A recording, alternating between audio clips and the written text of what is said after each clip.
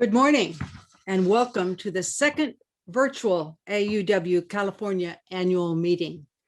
I am Diane Owens, president of AAUW California, and I will be your master of ceremonies for the day.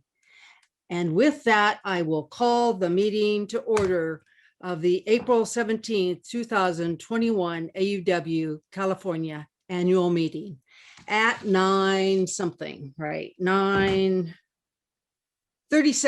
not bad, not bad. So I am so glad you all joined us today because this is going to be an exciting meeting.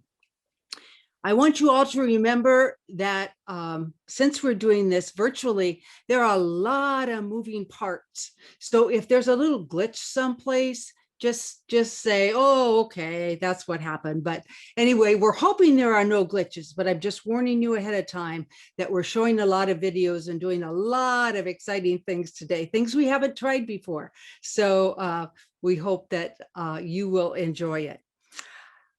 Last year, our convention morphed into a virtual annual meeting. So it's like we're having two annual meetings in a row, but this is really the year for our annual meeting. And next year, we hope we will be able to have a convention. So our theme for this meeting is anything is possible. It's a perfect theme for the meeting because last March, everything closed down and we didn't know what was possible. But we have a great board, a great leadership team, and we just pivoted on a dime and decided that anything was possible. And so we better settle down and figure it out. So we learned Zoom, you learned Zoom, and we took off. So we redesigned our plans for 2021, and we made it through in flying colors. In fact, we did a lot of things during this year that we probably would not have done if it had not been for the interruption of COVID-19. So I want to show you the board members and I want to thank them. Well, first, maybe we should talk about the agenda, shouldn't we? So this is the agenda for today. And we're going to, one thing we're really going to enjoy is a very typical speech track contest, which we normally would have in person. You're going to see 3 videos of our top 3 contestants. And at the end, none of us know yet, but at the end, it will be announced the 3rd winner, 2nd winner, and the 1st winner. So that's very typical of all of our conventions and our annual meetings. We're going to do public policy, and I'll be introducing all of this as it goes. But anyway, this will be a wonderful agenda. And at the end, we're going to take a little break, and then we're going to come back with a theatrical performance. So I'll talk to you more about that when I get to that point. So first of all, I want to thank the California Board of Directors for pivoting and helping us brainstorm all of our webinars and all of the things that we've done this year. They've been a spectacular group of people. Some of them a couple of them we haven't met in person yet. So we're hoping to do that very soon, actually, at least by the fall. And we expanded because we were doing all this on Zoom. We expanded to be a leadership team. And I can't begin to tell you how much that has enriched our team. These are appointed positions that normally don't come to meetings, but they came to all of our meetings this year. And we're going to figure out how to continue that because their voice and their support is so important to AAUW California. So let's enjoy the day and let's take off. We are going to dedicate our meeting today to a beloved board member that we lost on March 19th, 2021. We had a special meeting that night, and it was really because of his committee, the Project Oversight Committee, that we met. And he introduced all the motions and it was in the discussion. And after we adjourned, sometime after we adjourned, he passed away. So we'll remember Jim because he was so dedicated to AUW. He was dedicated to his branch, the Alhambra San Gabriel branch, and also to AUW California. He's probably the most well-known as our editor of the California Perspective. And I didn't know this before, but he was the assistant to the president twice. Once for co-presidents Donna Lilly and Rita Westner, and then for his wife, Kathleen Dodie. We're all going to miss his wit and how clever he was and how he kept us on task. He asked good questions and made us really think about things. And we're going to really miss that. We have established the James Dodie Memorial Fund, which will fund leadership programs at AUW. And the number is on your screen there, number 4497. And we're going to be telling you later in the meeting how you can donate online to honor Jim or mail in your donation. So it's with great sadness that we dedicate our meeting to Jim Dodie. Every year, 3 current branch presidents are asked to read the minutes of our business meeting. This is a business meeting.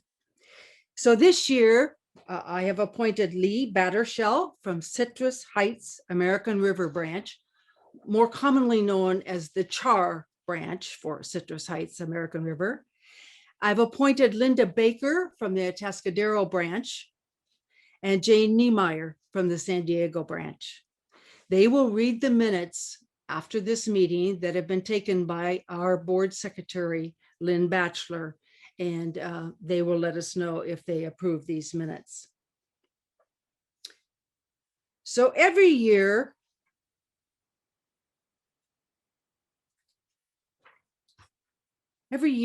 we accomplish a lot of things while we're working. And this year, especially, we accomplished a lot of things.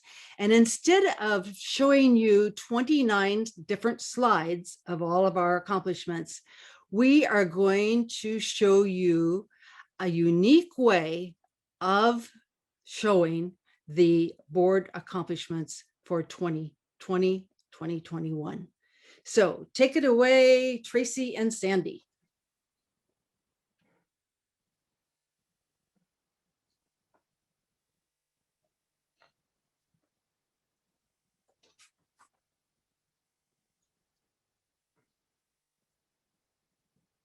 Tracy, can you start the share?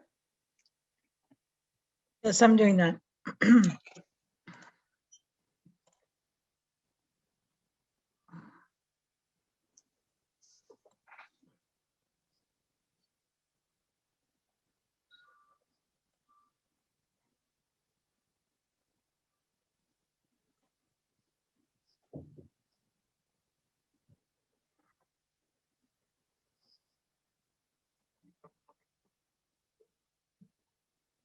We can't hear the sound, Tracy.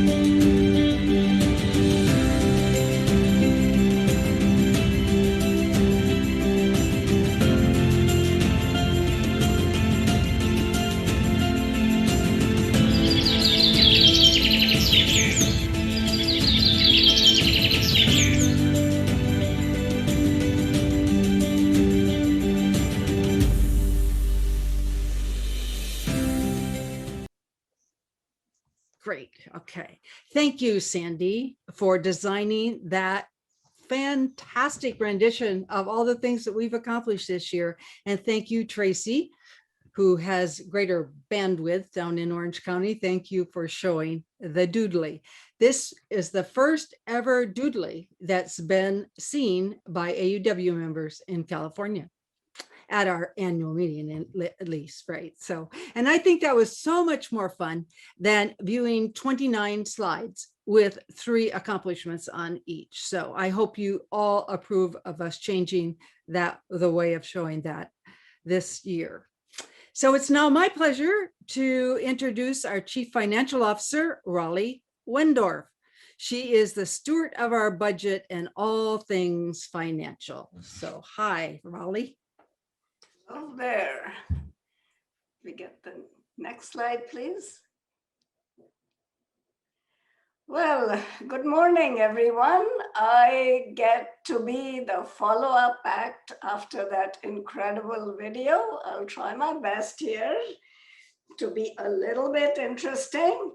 But the big message today is that the finances of AAUW California are in very good shape.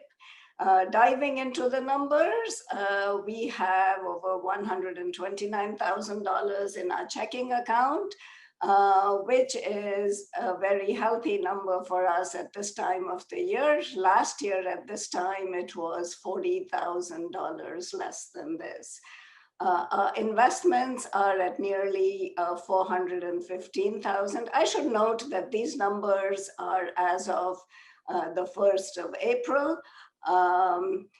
Then our investments, we divide that total of 415,000 into 3 buckets. One of them is a reserve for our operating account. The second is a reserve for projects, and the third is the reserve for conventions. So compared to the end of last year, our investments have gone up 15%. The stock market has been doing very well, which is good for us. Next slide, please.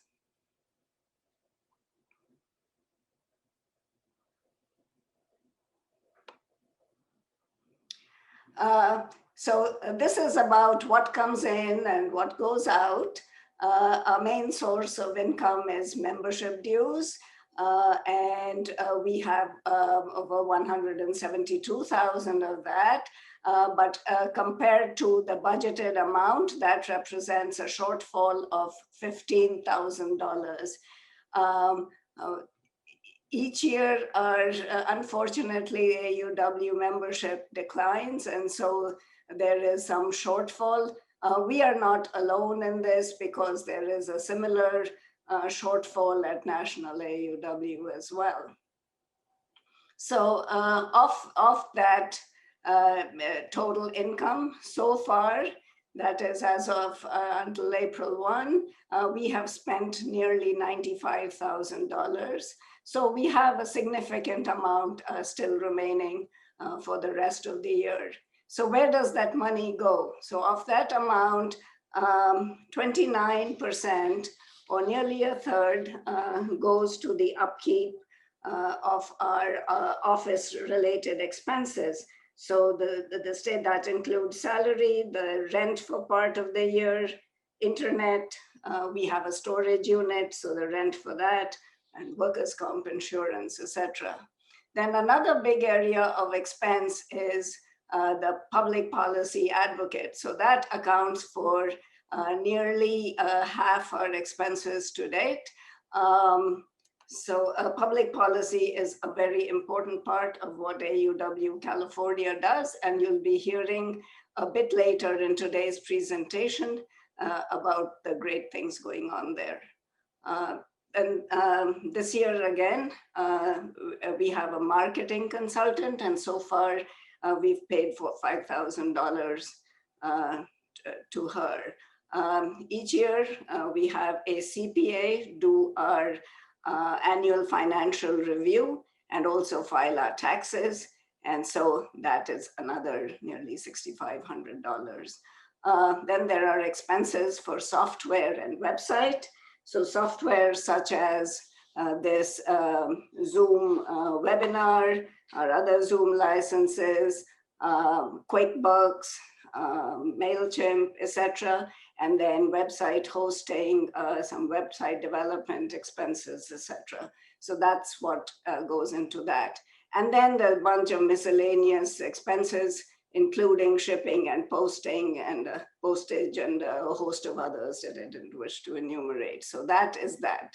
Not included in this is money which comes in and goes out, such as insurance, where we pay for insurance for all of AUW California and then invoice the branches and they pay us back. And similarly, we collect funds assessment from the branches and then send that money to National AUW. So that's not included here. Next slide, please. So basically, we're in a very comfortable shape with respect to our expenses, and will easily finish the year in the black.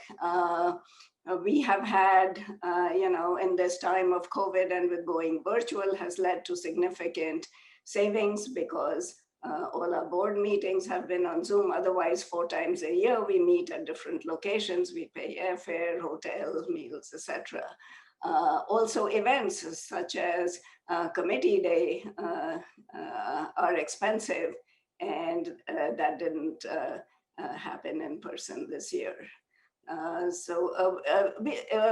Besides going virtual, like what was forced by COVID, we've also made other changes, like our monthly California connection, which brings more timely news and information to us, but costs less than the perspective that was going out 3 times a year, which had significant cost in terms of printing and postage. Also from December, our office manager, Julika, has been working from home, and so that has been saving us in office rent. The annual report at the end of the year, once the CPA does the annual review and report, that report will be available on the website in the October timeframe. We also make available our public 990 filing on the website. Next slide, please. And finally, a few comments about the great accomplishments of our finance committee.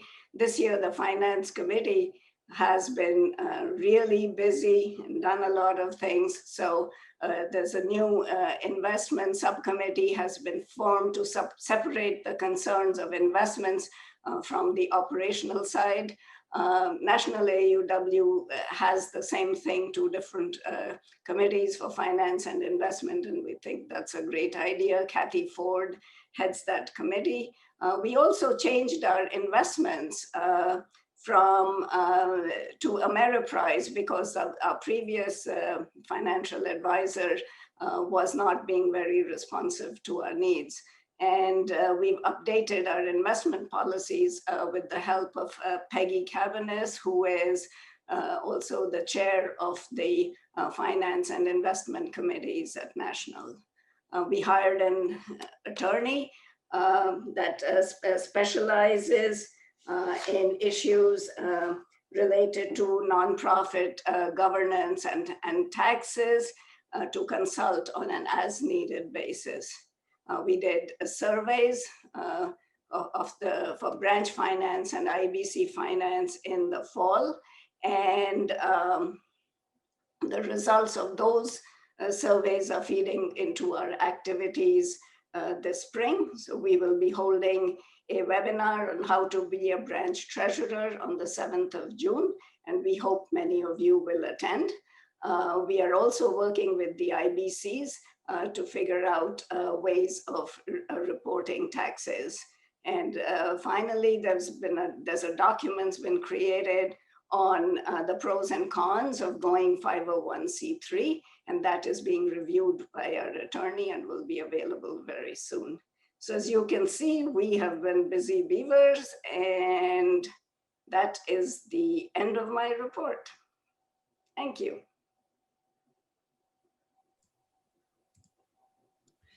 Thank you, Raleigh. Thank you for keeping our money safe this year, and also for all the work you've done with the branch treasurers, not only the webinar, but also just phone calls and questions and helping them to do their job. And also, I think we should all be thankful to Raleigh for working with the IBCs, the interbranch consuls, because I don't think anybody's ever really thought about that too much before, how we can help them with their finances. Many of them don't have much money, but they do have some money. And so we need to help them with how to do that. So thank you, Raleigh. I really appreciate that. So now it's my pleasure to introduce Carol Holzgraf, who graciously stepped in mid-March to take Jim Dodie's place as the chair of the project oversight committee. And remember, I told you that the night that he passed away, we were talking about the awards for the state project grant. So I would like to have Carol announce our winners for the state project grant for 2020-2021. Carol? Thank you, Diane. While we would all rather have had Jim Dodie here to present this award, I am honored to stand in his place today. Each year, the 5 hardworking members of the Project Oversight Committee review and selects, usually 2 new branch projects to receive up to $500. Applications include a description, whom the project will involve and affect, what problems will be solved, the expected outcomes, timeline, budget, and how it enhances AAUW's mission. The result has been some excellent innovative projects that showcase AAUW members at their very best. This year's award goes to the Alhambra San Gabriel's brave, resilient women and their contributions to the fabric of America. Supreme Court Justice Ruth Bader Ginsburg will convene a panel of other diverse, outstanding, and memorable women, all of whom will discuss their accomplishments and struggles for women and equality. The point is to expand knowledge of post-suffragist women in our communities. The branch plans to have this Reader's Theater production available for members and other branches as well. Stay tuned. This award is for $500. Congratulations to Alhambra San Gabriel. And La Palma Cerritos branch will produce a legacy of the women's suffrage movement. This involves young high school women in their junior or senior year curious about careers in public office and other sides of political life. This after-school virtual program will culminate with the participants sharing their interview recordings, reflections, digital photos, and vision boards, a goal-setting strategy, to the local school board, the branch website, and will be the main speakers at the branch's January 2022 meeting. The point is to engage more women in government where, as we know, they are vastly outnumbered and greatly needed. This award is for $500. Congratulations to La Palma Cerritos. And this year we have a 3rd award, the Changemakers, the project of the Lompoc Vandenberg branch. Through the wonders of a Zoom webinar, inspirational speakers and artists of color will recognize and highlight the tremendous contributions of women of diversity, a recognition often overlooked in current society. Members and the public will be able to send questions to the speakers, which should reverberate with the next generation. The project is innovative in that it should be a platform by which AAUW distinguishes itself in recognizing and inspiring others to make change. This award is also for $500. Congratulations to Lompoc Vandenberg. And congratulations to all 3 branches for 3 splendid ideas. Now, if your branch is thinking of a project for which you could use some financial support, enter state project grants in the search box at aauw-ca.org. Thank you.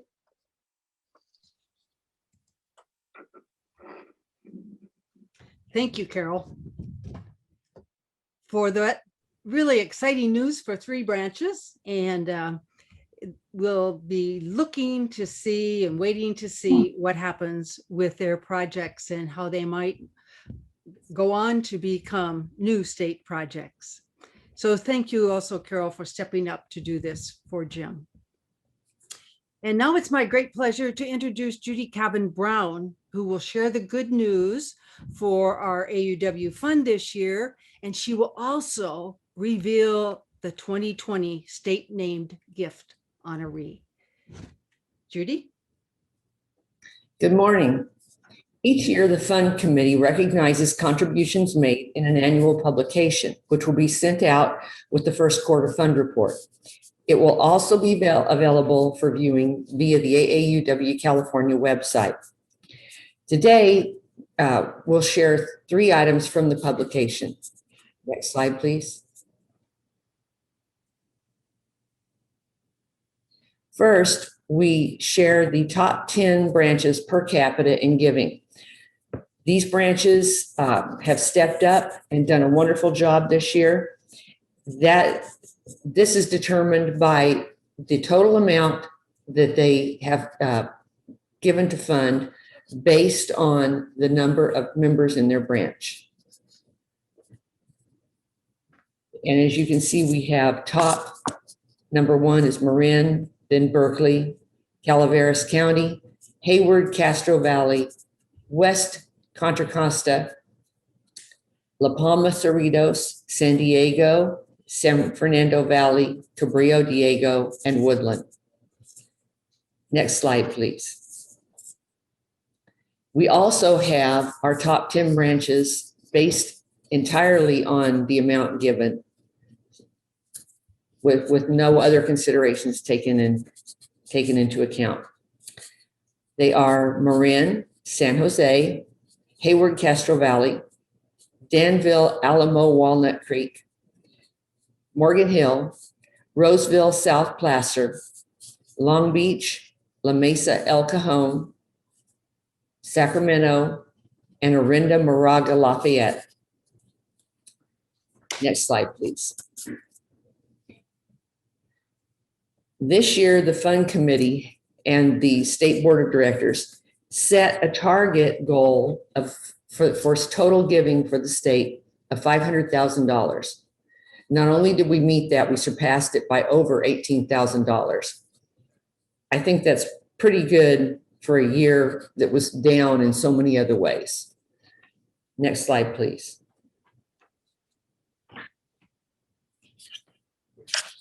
This year's state named honoree has been a member of the Santa Maria and San Jose branches and is currently a member of the California Online branch.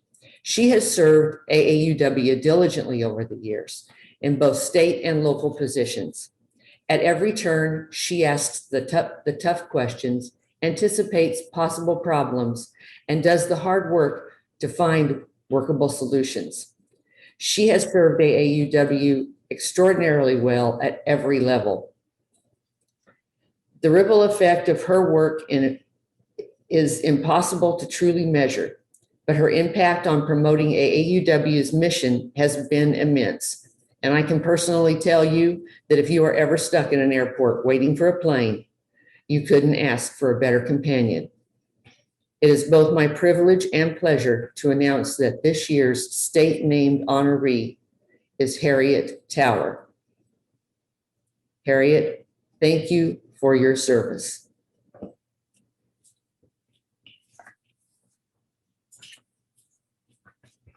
Thank you.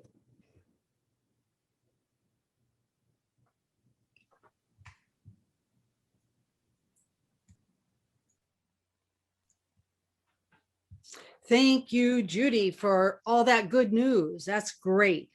And congratulations to all of the winners and especially to Harriet Tower for being our named gift honoree from the state of California. So congratulations to everybody. I know it wasn't an easy year, as Judy mentioned, because of COVID fundraising. We thought fundraising might fall off, but it did not. You were very innovative in and very creative at how you raised money.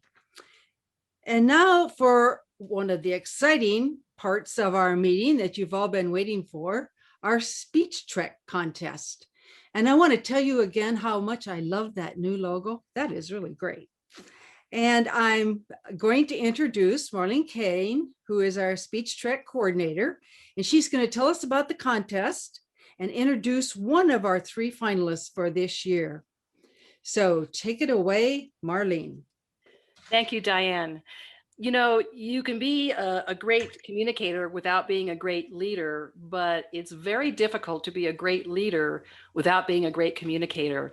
Speech Trek has been empowering the next generation in communication skills for the past 15 years and has, during that time, given out nearly $50,000 in cash awards. And like Tech Trek and AAUW California, Speech Trek believes anything is possible. And we too pivoted to a virtual contest. It's great to realize that other organizations who sponsor Speech Trek or speech contests canceled because of the pandemic. But because we believe anything is possible, we pivoted and went virtual. And I want to congratulate all the branches who contributed this year, and I will name them shortly. Let's see, we had judges that you'll meet in a moment. We had 5 judges for the semifinals, 4 judges for the finals. And I thank them for their hard work too. You'll meet them in just a moment. But let's find out who our 3 top contestants are. Before we do that, let's move to the next slide. Oh, okay, that's fine. This is our first Speech Trek video. Please, let's take a listen from La Mesa El Cajon branch, Lauren McGuire.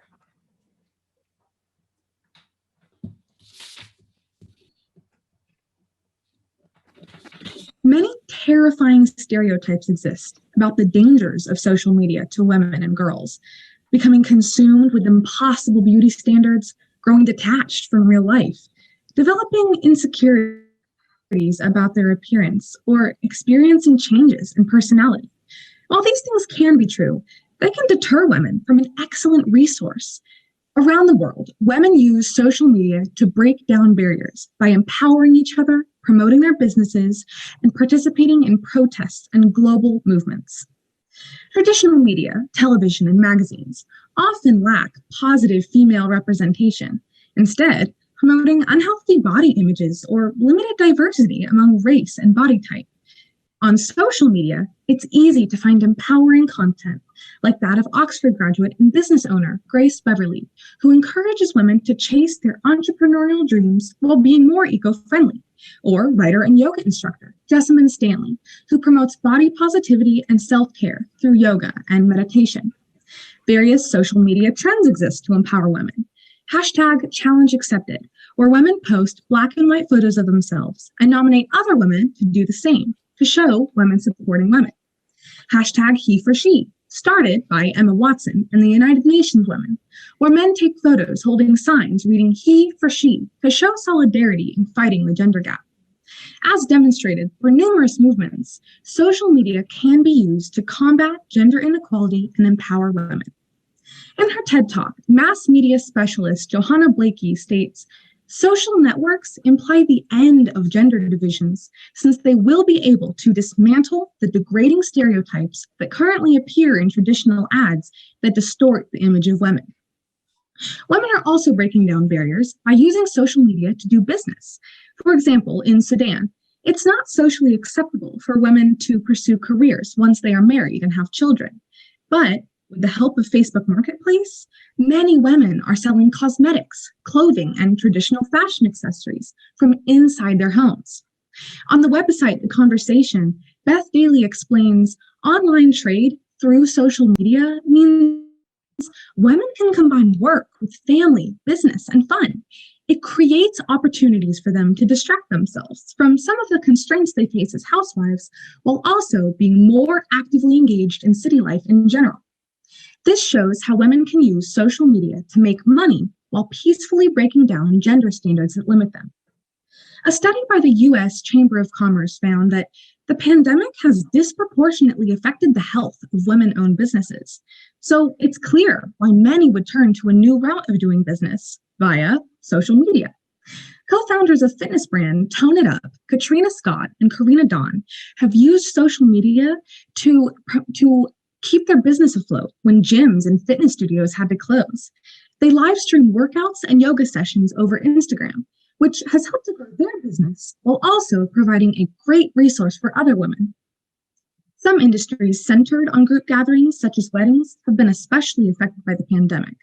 Wedding planner Jess Poon found a new way to earn money by starting an online branding and web design business when her in-person business was struggling. Women can use social media to control their products' advertising without expensive ad campaigns. They can communicate directly with their customers, and they can collaborate with other businesses. Social media supplies an important way for women to earn money and run their businesses. Another way social media is helping women to overcome barriers is by providing ways for them to get involved in their community and in protests. Tarana Burke, a victim of sexual violence, used social media to start the movement against sexual abuse and harassment called Me Too. Since then, the movement has grown globally, sparking major change in many countries. In South Korea, lawyer Shao Jian came forward to talk about her experiences, which led hundreds of other women to speak up, forcing many prominent figures to resign. And in France, Marlene Schiappa, the Minister for Gender Equality, got a bill passed that extends the statute of limitations for sexual crimes. And in Morocco, the government criminalized sexual assault, forced marriage, and domestic abuse. It's weird to say that having a hashtag behind you gives you strength, but it does, says Ashley Strange, a member of the Me Too community. The Me Too movement has provided a safe space for victims to share their stories and to offer help. Therapy resources, community healing circles, and leadership training. This movement that has provided many women with the strength to come forward was started on social media, which proves how beneficial it can be for women. Social media provides a space for women to come forward and speak up for themselves and what they believe in. Around the world, women use it to empower each other, promote their businesses, and participate in protests and global movements.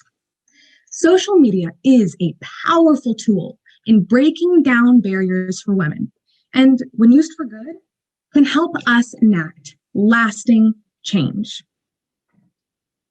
Thank you.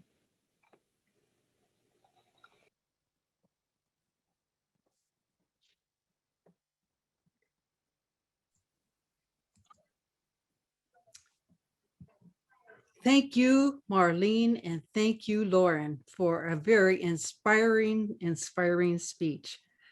I learned a lot while I was listening to you, so thank you very much for all the time and effort you put into that.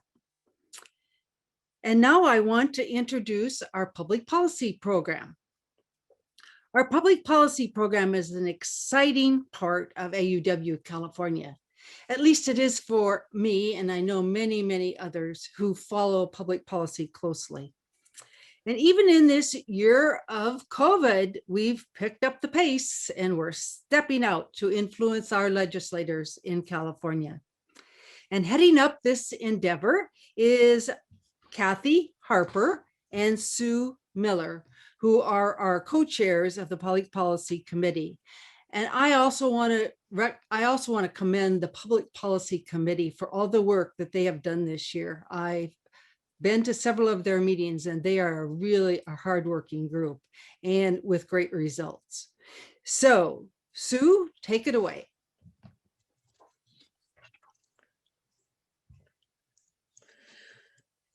It's my pleasure to talk about our honoree today, Senator Hannah Beth Jackson. She recently completed her 14-year legislative career, having represented the Santa Barbara, Ventura counties area in the legislature. She announced her future being the establishment of a consulting practice, which will focus on continuing the policy efforts and accomplishments of her work in the California Senate. During her legislative career, Senator Jackson served as chair of the Senate Judiciary Committee and also chaired the California Women's Legislative Caucus. and received national recognition as a champion for women's equality, eliminating gender-based barriers. Next slide, please.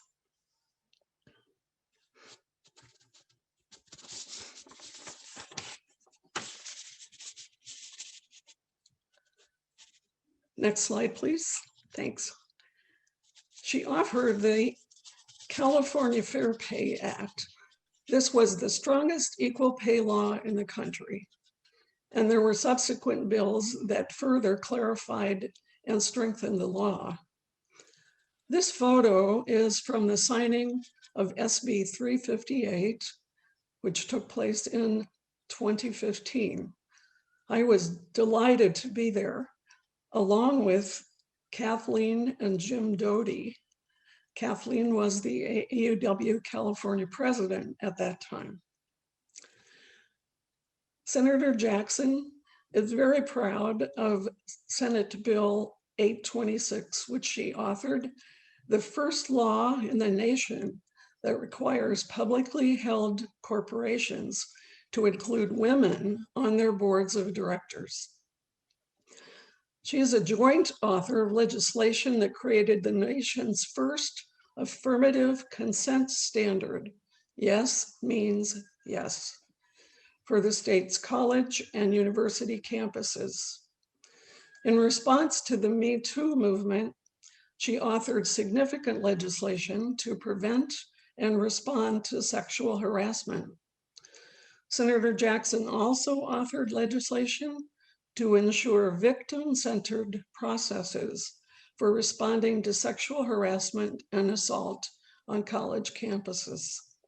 In addition, she's the author of laws strengthening and expanding California's paid family leave program and protecting survivors of domestic violence. Next slide, please. I am thrilled to present our first Equity Champion Award to Hannah Beth Jackson. Congratulations and continued success as you work to improve the lives of women and girls. And now it's my pleasure to introduce her. She's Well, thank you so going much. to share some of her experiences during her time in the legislature with it. Thank you, Sue. I'm not sure I'm on, but I know we're still, in spite of having had a year's opportunity to live on Zoom, it's still a new experience for many of us, or at least one in which we continue to learn.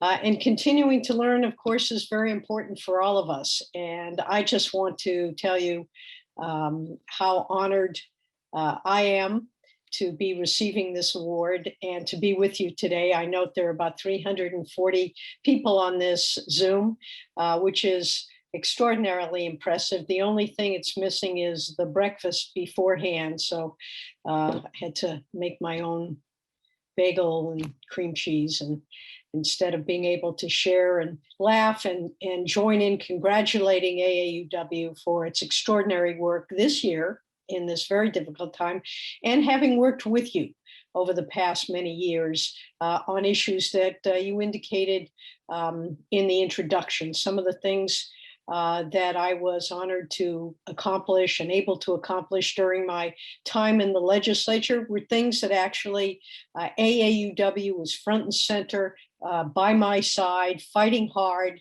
to gain levels of gender equity and equality that we've been fighting so hard to achieve for decades. And in fact, in my over 2 decades of legislative experience, AAUW was there just about every step along the way, whether it was that photograph reflecting Governor Brown signing the Fair Pay Act back in 2015.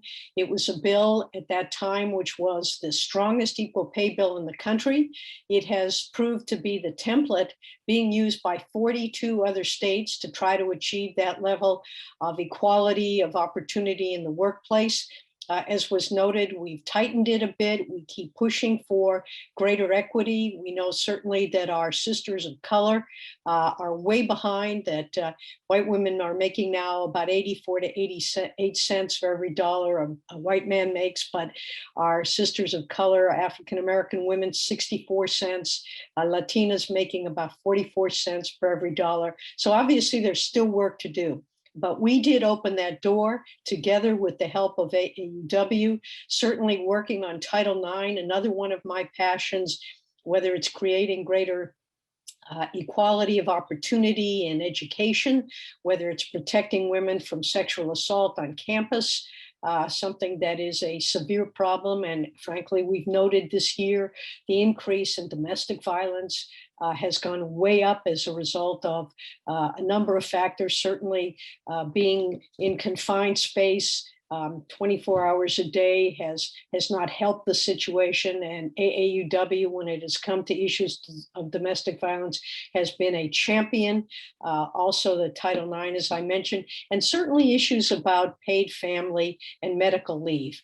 You know, it's been a challenge. It's always been a challenge as women are in the workforce and have become more and more engaged in the workforce over years, trying to balance the responsibilities that we have as family, as caregivers, and yet being in the workforce, trying to succeed and advance and achieve those goals that are so important to us.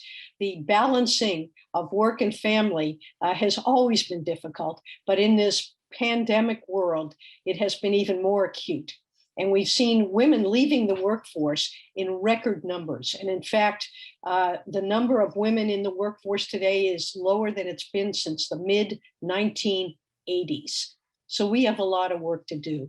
But I know that AAUW will be right there. And I was delighted to hear in that doodly, we're going to paint a new canvas next year. AAUW moving forward. This is, we're about to head into a post-pandemic world, we hope, and there's so much that we can do and must do as a result of this horrific year that we've dealt with. 560,000 Americans have lost their lives, over 3 million people worldwide, millions of people having experienced COVID, probably losing loved ones, certainly the challenges associated with businesses and our workforce, being able to pay rent, pay our mortgages, continue to survive during this horrific time, really creates opportunities. And certainly going forward, it's important that we make lemonade out of these lemons. And one of the ways to do it, and I'm looking forward to following the great work of AAUW and perhaps continuing to be involved in my capacity as a consultant, to make sure that we identify, acknowledge, and move forward to create a care economy. Now, I know that this is something that's big on the Biden administration agenda, and it's something that is an opportunity, and I'm hoping AAUW will continue its work and into that area, making sure that we expand paid leave, not just here in California, where we have among the most generous system in the country, and something we fought hard to expand leave to women and men who are new parents, making sure that they have job protection if they take that leave. We need to make sure there's more financial assistance available when people do try to take that leave, to bond with newborns, to care for loved ones who are going through serious illnesses, care for aging parents. We recognize that there is ageism in our society. We also lack access to quality childcare for our youngest children. These are issues whose time has come. We need to address them. We need to recognize that we need women in the workforce, but that women are also and have been and will probably continue to be the primary caregivers in our society, and that we need to make life more accommodating. We need to see greater flexibility in our workforce. We've seen what happens when we work remotely. It works. Not only does it work, we've discovered that people can be and tend to be more productive during that time. for a variety of reasons. One, you mentioned, although it's wonderful to get together, and as I mentioned, to break bread together, and I hope that we do that, we also need to recognize that that isn't the only way that we can work and our economy can thrive and we can be good employees, employers, and parents and loved ones. There are things that we can do to make the workplace more accommodating, be more sensitive to the needs of working parents, of people caring for our loved ones who are going through serious illnesses and aging. And we're an aging population here in California. And we need to address the fact that there is no adequate infrastructure to deal with that. We need to recognize that caregivers are often in the workforce and that they should be paid appropriately. And that frankly, most caregivers are women whose income is appallingly low for the work that they do and for the needs that they meet. So there are so many challenges going forward, but the fact that the opportunity is there, the fact that I love that you're reaching down into the younger generations. You know, we see so many young women now who aspire to success in the workplace. We've got to give them a hand up. And I know AAUW is positioned to and is working toward bringing more younger women into its ranks. It's an exciting time. We're hopefully getting through this crisis. And it has been my honor and my privilege to work with you in that regard, both in terms of our current agenda and hopefully the new canvas that you're going to be painting in the future. And with that, I thank you. I'm honored. And Sue, back to you.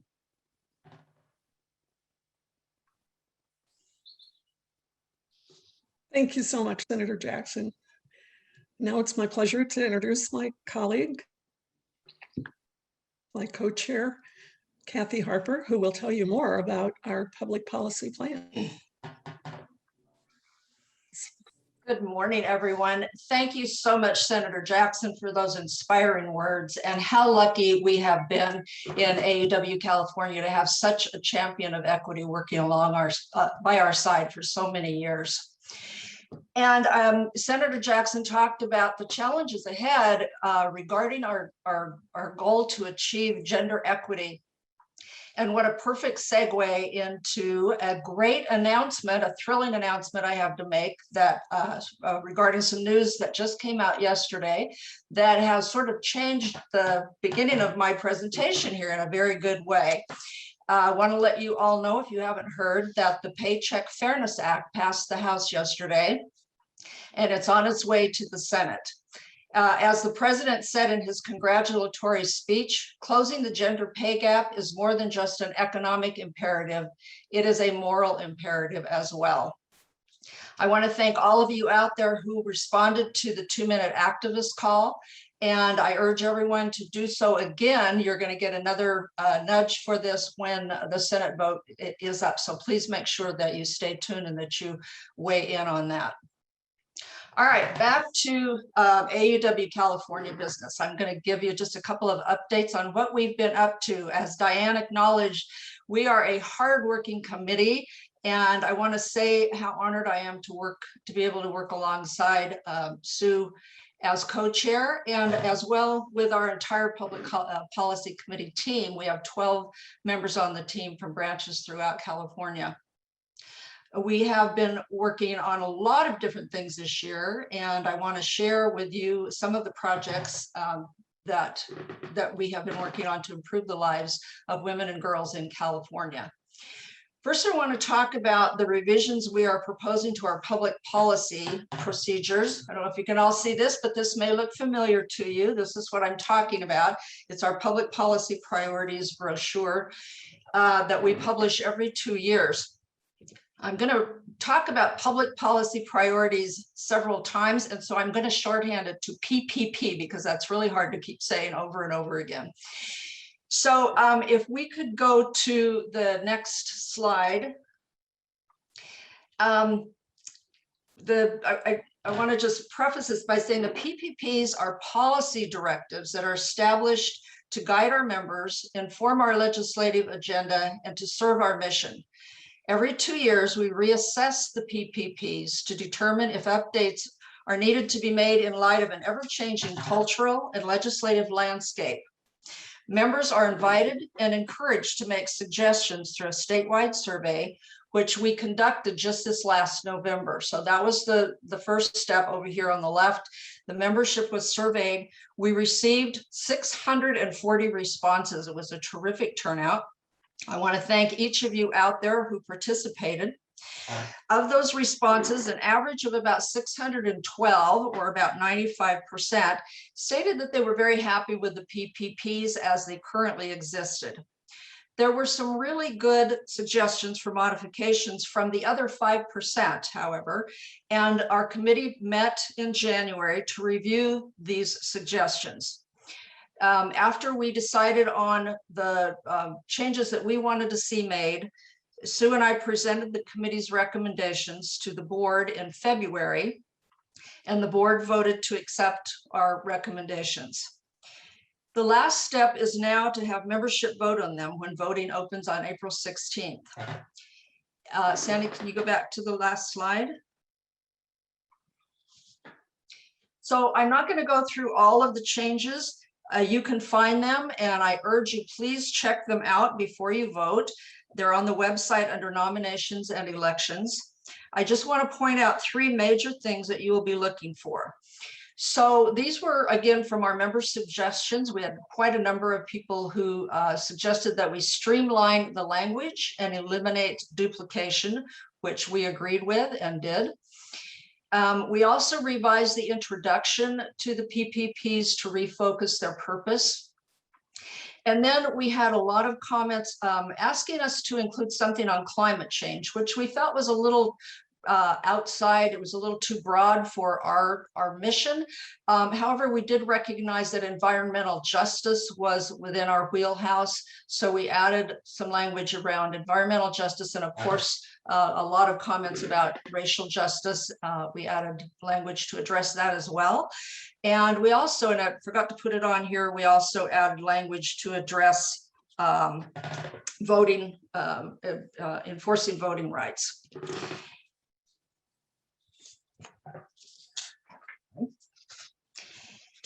All right, the next thing I want to mention is our fabulous, also virtual, first ever lobby day. It was our first ever lobby day at all, and we had to do it virtually. So it was our first virtual lobby day. We had, this was on March 24th. We had 111 AAUW members respond from 63 different branches. If you were one of them, thank you, thank you, thank you. It was because of you that this day was so successful. I want to give a special shout out to our 33 team leaders who helped Sue and I organize the member visits with 59 legislators and or their staff. A shout out to our office manager, Julie Barrett, for getting out all the follow-up thank you letters, and to Kathy Van Osten, who you're going to meet in just a few minutes, from our new advocacy firm, and her staff for arranging the meetings and handling the technical end of things.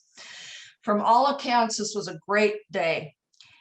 Thanks to our member participation, there are now 59 legislators who know everything there is to know about AAUW, and we are well on our way to fulfilling President Diane's vision of being known as the premier women's organization in California. Finally, I wanted to talk about our new legislative agenda briefly for 2020 through 2021. Our committee met in March to set the agenda. Our advocate presented Sue and I with 60 possible bills within our mission wheelhouse, and the committee whittled that down to 33 bills that we are supporting. We selected 3 as our top priority bills that we advocated for on Lobby Day, and chose childcare issues as the focus of our legislative agenda for the year. You can find and track all of our bills on the public policy website. Just go to public policy, go down to legislative advocacy and click on bill tracking, and it will show you all of the 33 bills that we're following. And on top of all that, we hired a new advocacy firm to represent us in Sacramento. And at this time, it is my great pleasure to introduce to you our chief advocate, Kathy Van Osten from MVM Strategy Group, who will tell you about our legislative strategy for the year. And after hearing from her, I'm sure you will all agree that our 50% of our budget that's spent on our advocacy is well earned. Kathy? Well, thank you, Kathy. I appreciate being here, and I've loved watching, in particular, the speech track. What a fabulous young woman. It's a little tough to follow, and of course, with Senator's great legacy, you know, it's an honor to continue working on the things that she has really been such a fabulous leader. MVM Strategy Group, excuse me, has been together for 8 years now, and they've flown by. There are two of us came from the same firm. We were both there for 11 and 15 years respectively. And our third partner, Kathy Mossberg, had her own firm for about 20 plus years. We've got close to 30 clients now. We do quite a bit of healthcare, education issues. We represent a lot of nonprofits, nonprofit associations. I do a lot of work in foster care, and that's been a real part of my passion for 20 years. So we're just thrilled to represent AAUW. Our values are completely in sync, and it's just so much fun to go out and work on these issues that really will bring such change and lift women up.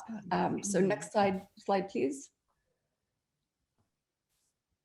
So as AAUW has identified the 3 pillars for your advocacy: economic security for all women, equal access to quality education, social and racial justice for all members of society. I think these are fundamental policies that really do help lift people out of not so desirable situations and really help enrich lives. And so it's a pleasure to really help shape this policy in partnership with AAUW. Next slide, please. So as Kathy mentioned, our focus this year, one of our policy focus this year is childcare. And as Senator Jackson mentioned, you know, this is just quintessential for women who are, you know, tend to be the caretakers. This pandemic literally has set women back about 20 years. As we've lost thousands of providers because people have been home, they've taken their children out of childcare. We've lost a number of providers. You know, access to childcare is going to be very challenging as the economy starts to open up again. And frankly, access to quality childcare is very important. And so we are working not only in co-sponsoring important legislation, but we're also advocating on several pieces of legislation that will improve childcare in the long term. I will just say that last year there was a major shift in moving the state policy for childcare from the Department of Education to the Department of Social Services. Much of that has moved over, and now the focus is rebuilding childcare, making sure that rates for childcare providers are livable wages, that you can attract those who have achieved degrees and certificates in early childhood education, making sure that those with low incomes have access to quality childcare and that it is affordable for them. So if we go to the next slide, you know, I'll talk a little bit more about our focus on childcare. This is a package of bills. There are more bills than this that we are looking at, watching, following. But these are our key bills that we are supporting this year with AB 92. AAUW is a very proud co-sponsor, and we are working very closely with the Assembly Majority Leader, Assemblywoman Reyes. in moving this bill forward. And I'll talk a little bit more about that in just a few minutes. We're also looking to, as I said, reshape and restructure the reimbursement rates for those who provide childcare, so that they, again, you're attracting those who have perhaps sought education and early childhood education, whether it's for, infant and toddlers, whether it's for preschool. We want to make sure that these rates really reflect quality providers and really attract those to the business. AB 22 is a bill that would institute and phase in transitional kindergarten, so that you start bringing 4-year-olds into the more formal public education system, prepare them for kindergarten.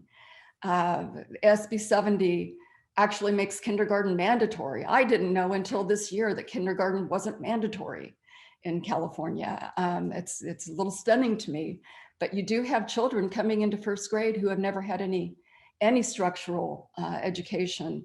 And that leaves them at a disadvantage. And most often these are children of color and of low income situations. And then we have AB 1361 that really touches on a couple of our pillars. One is the childcare public policy. One is access to quality early education, but it also is racial and social justice. It touches on that pillar, because when you have children who are expelled from preschool, more often than not, they are children of color. You can have children of color and white children exhibiting the same behaviors, and more often than not, the children of color are expelled and the white children are not. So what this bill will do is put in place some steps that will work to help modify those behaviors, so that you're actually dealing with that behavior as that child goes into the next steps of education, and you're really building those supports around the child and the family. Next slide, please. So as, again, Senator Jackson touched on, there are so many issues that affect women, whether it's healthcare, paid leave, domestic violence, pay equity, access to education. We're covering all of those issues this year with the bills that we're supporting. You can see, I'm not going to read you what is on the slide, but I'll touch on some other bills that we're supporting. We're supporting a bill, AB 797, that would extend healthcare coverage and make sure that infertility is covered. Currently, it is not, and it leaves family choice decisions far out of reach for some women. So we're proud to work on that bill. We've got bills that protect and extend protections for women in domestic violence situations. We're have a top priority bill, which I'll touch on in just a few minutes. But we're also working on a bill that would require restraining orders to be in effect, and that you can do those online, and that those can take effect immediately to provide those instant protections for women who are in domestic violence situations. We're also working on a bill dealing with human trafficking to put in place restraining orders so that the predator cannot be in touch with their victims for 10 years. And that would institute that policy, which I think is a very strong policy to protect these women and help them move on in their lives. Education. There is a bill that we are supporting that would waive tuition fees for those who are pursuing degrees and certificates in early childhood education. That feeds into our childcare policies of really helping to develop quality providers who have some in-depth education and experience that they can bring to the table and really provide not only just care for children, but also educational experience at a very young age, and really start building that foundation as they move into preschool and transitional kindergarten, and their formal education.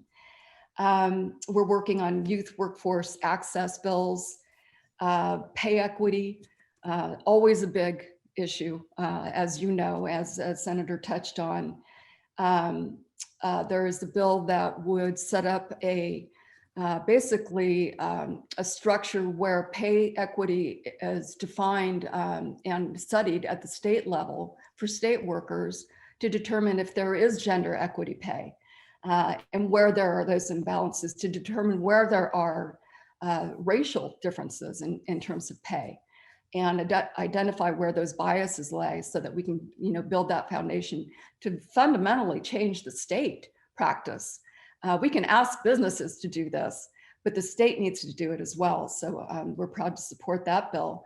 There's also a bill that would increase, as Senator mentioned, paid family leave. When you leave, that pay is not close to what you earn when you're working. And and some families just cannot afford to take that much time because they have to sacrifice that income.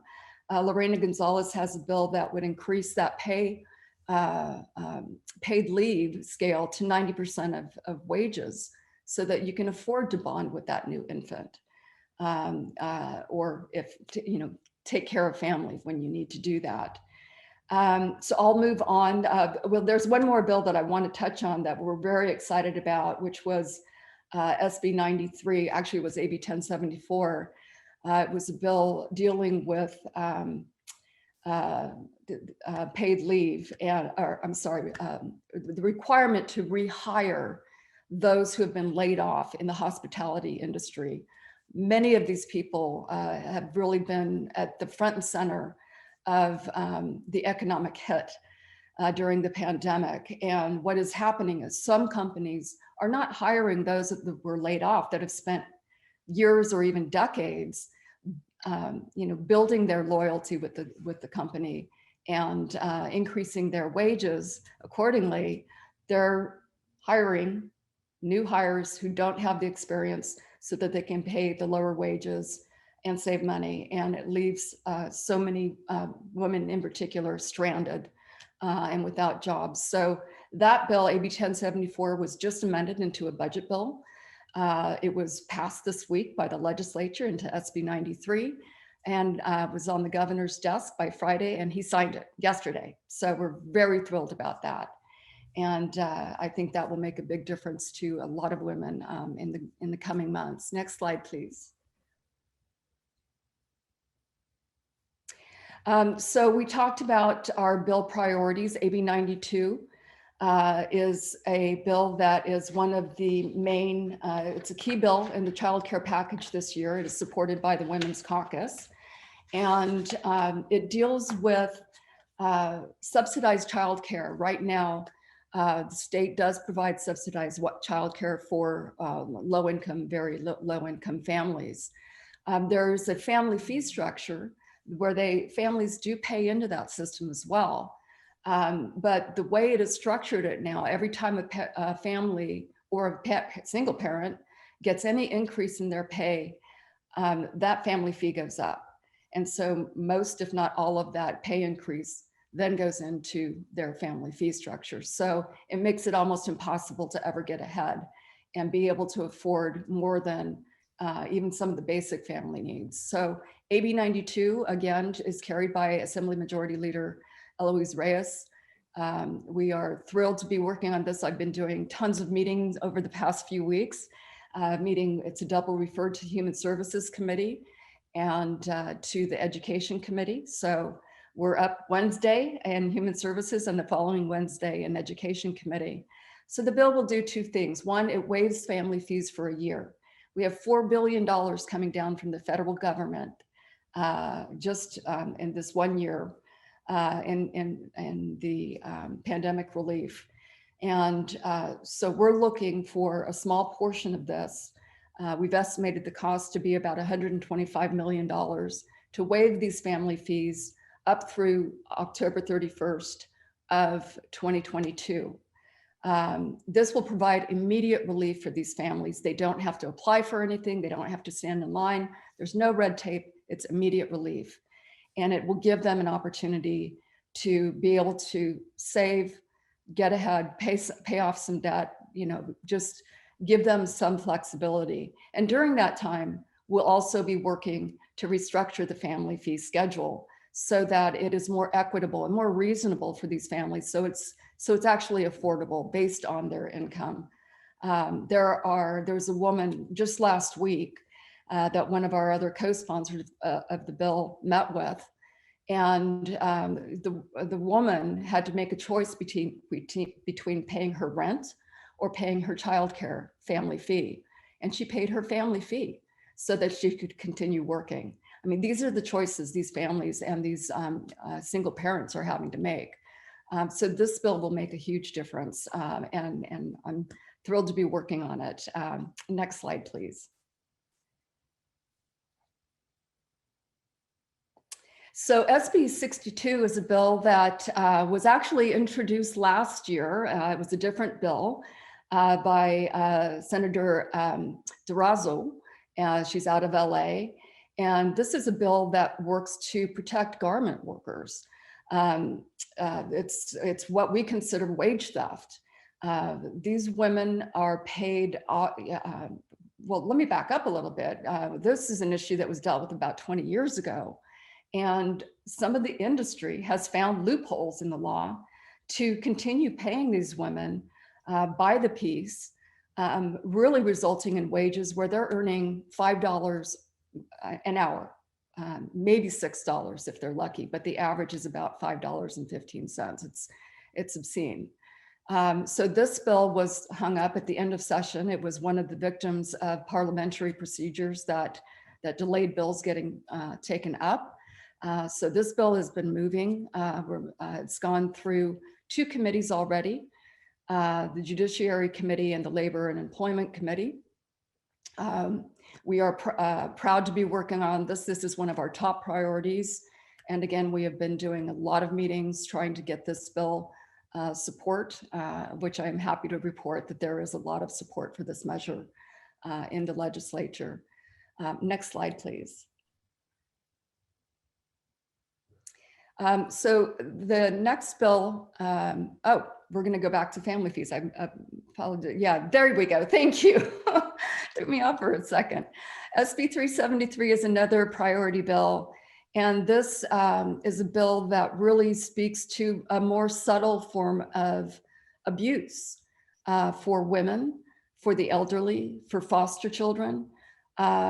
This happens when a predator or a partner who is an abusive partner takes out credit in either their wife's name, the foster youth's name, the elderly's name, builds up so much debt that the elderly, it financially cripples them. Foster youth have no chance really to build a foundation to have a successful entry into adulthood. And moreover, for women who are in domestic violence, those relationships with domestic violence, it really traps them. A partner can build enough debt so that if a woman finally gets the capacity and the will to leave that relationship, which is so hard to do, she finds that as she leaves, all of a sudden she has this debt that she had no knowledge of. She cannot get housing. She cannot get credit. She's got so much debt that she can't really make it on her own. And it often forces these women to have to go back to those violent situations, those violent relationships. So this bill, I think, will go a long way in really correcting the situation. It is a bill that is, as you can imagine, controversial. Those in the financial services sector are not wild about it. Unfortunately, they have, the author's office informed me this year just this week that they're going to have to make this a 2-year bill. And we are going to work this summer with the author's office to make sure that there's enough protections for them and this bill to move this forward next year. It is obscene that this should be held back, and so we're going to double down on our efforts to get this bill passed. So with that, I will just thank you so much for the opportunity to represent you in Sacramento. It is such valuable and important work personally for me, and as in our firm. We're very proud of the work that we're doing for you, and look forward to that continued efforts.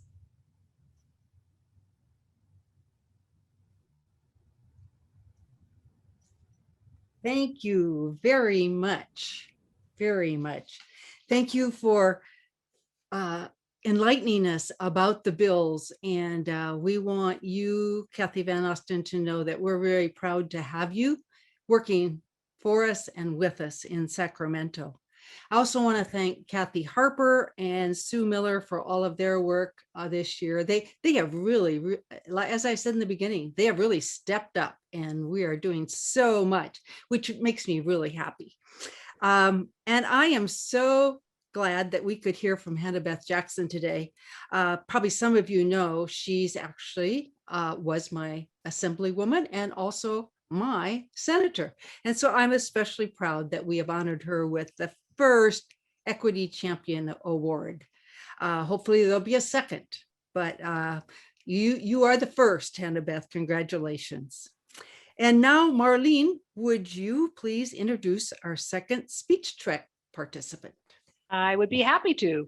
Continuing the discussion on the topic, has social media helped or hindered the breaking down of barriers for women? I'm honored to introduce speech track video number 2 from California Online Branch, Lillian Chang.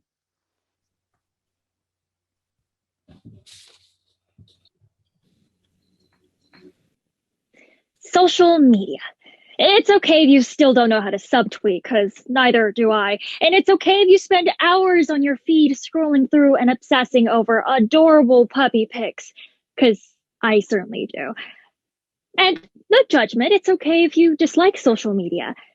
But no matter what your sentiments are, what we can't change is the reality of social media's presence and influence on our daily lives. This is the digital age. It is fast-paced, far-reaching, dynamic, and interactive. This unplanned experiment has reached over 3.6 billion people. That's more than 40% of the world's population. And among social media users, one of the most harmed and benefited groups are women and girls. While we can't deny or overlook the detrimental consequences social media has on mental health, self-esteem, or the sexualization of women, we can't lose sight of the bigger picture either. Social media is being used as a tool to further empower and break down the barriers for women and girls all over the world. According to a 2019 University College London study, it was reported that girls suffer from psychological distress twice as much as boys due to social media usage. When I open up my Instagram, I am drawn to the pictures of photoshopped Instagram models whose faces and bodies are perfect. It seems like all of my insecurities have been magnified. I'm more concerned about how I look as opposed to who I am. As a woman, is that my worth? The number of likes my posts receive, a number ranking a scale for attractiveness? I feel reduced. How do I become that woman on my screen? More girls are demanded to be perfect, and once we don't meet it, we are belittled, demeaned, and criticized. Furthermore, social media has created a space where the exacerbation of harmful gender norms have taken place. In a case study, researchers looked at the objectification of female college students. In accounts for your Nationwide and College Party, users posted daily photos of female college students, cropping out their faces and sexualizing their bodies. By not naming these women and sexualizing their bodies, they became objects of desire rather than individuals, exemplifying the idea that men should be able to determine a woman's worth by her use value. In these instances, the patriarchy was strengthened. However, at the same time as I'm projecting my unreasonable expectations of myself onto my Instagram feed, or suffering and seeing that my friend is being slut shamed on the in the Instagram comments, or having my political commentary shut down by mobs of boys about abortion. The next post on TikTok is a girl embracing her body image and advocating for self-love. It's another Asian American woman calling out the fetishization and submissive stereotype of Asian women. It's an anonymous classmate posting her story of sexual harassment and receiving overwhelming support from her classmates and other social media users. And this change is reflected worldwide. As Molly Vander, product manager at Twitter, said, conversations about feminism have increased on Twitter by more than 300% over the past few years. Often categorized as hashtag activism, these internet handles have become wake-up calls. For example, hashtag #MeToo.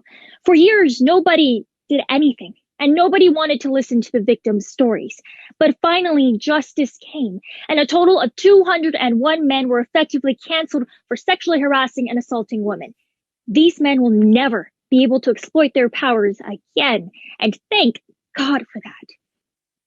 The UN Women's #HeForShe campaign helped to garner the support of 1.2 billion people in putting the spotlight on the need for men and boys to be involved in the conversation of gender equality.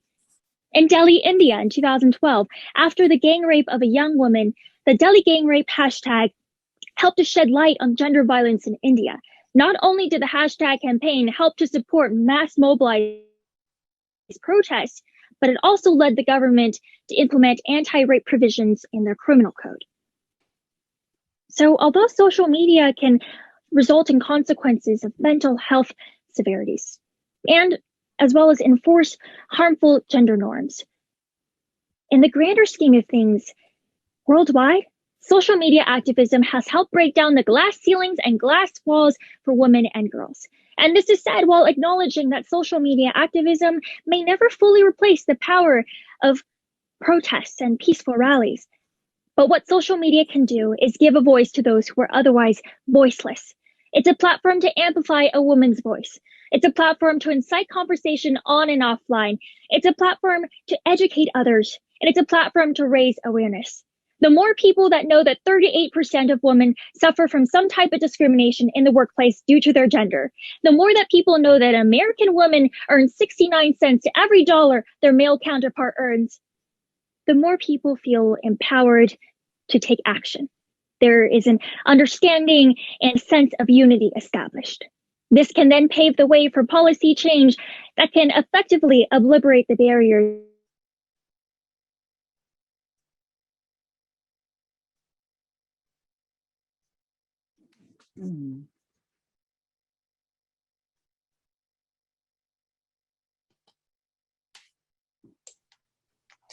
Tracy, can we pick up from that point forward?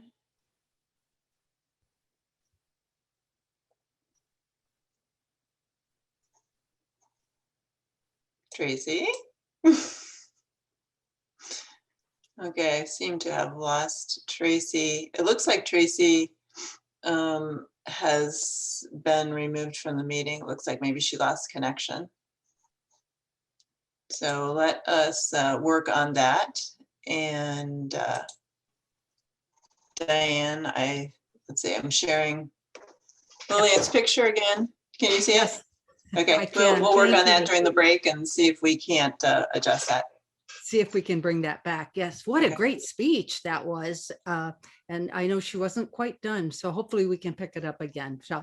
So these things happen, you know, that's what we said. It bound to happen at some point. But thank you, Marlene and Lillian. If you're listening, we'll get back to you. But that was a great speech about our very timely topic. So thank you.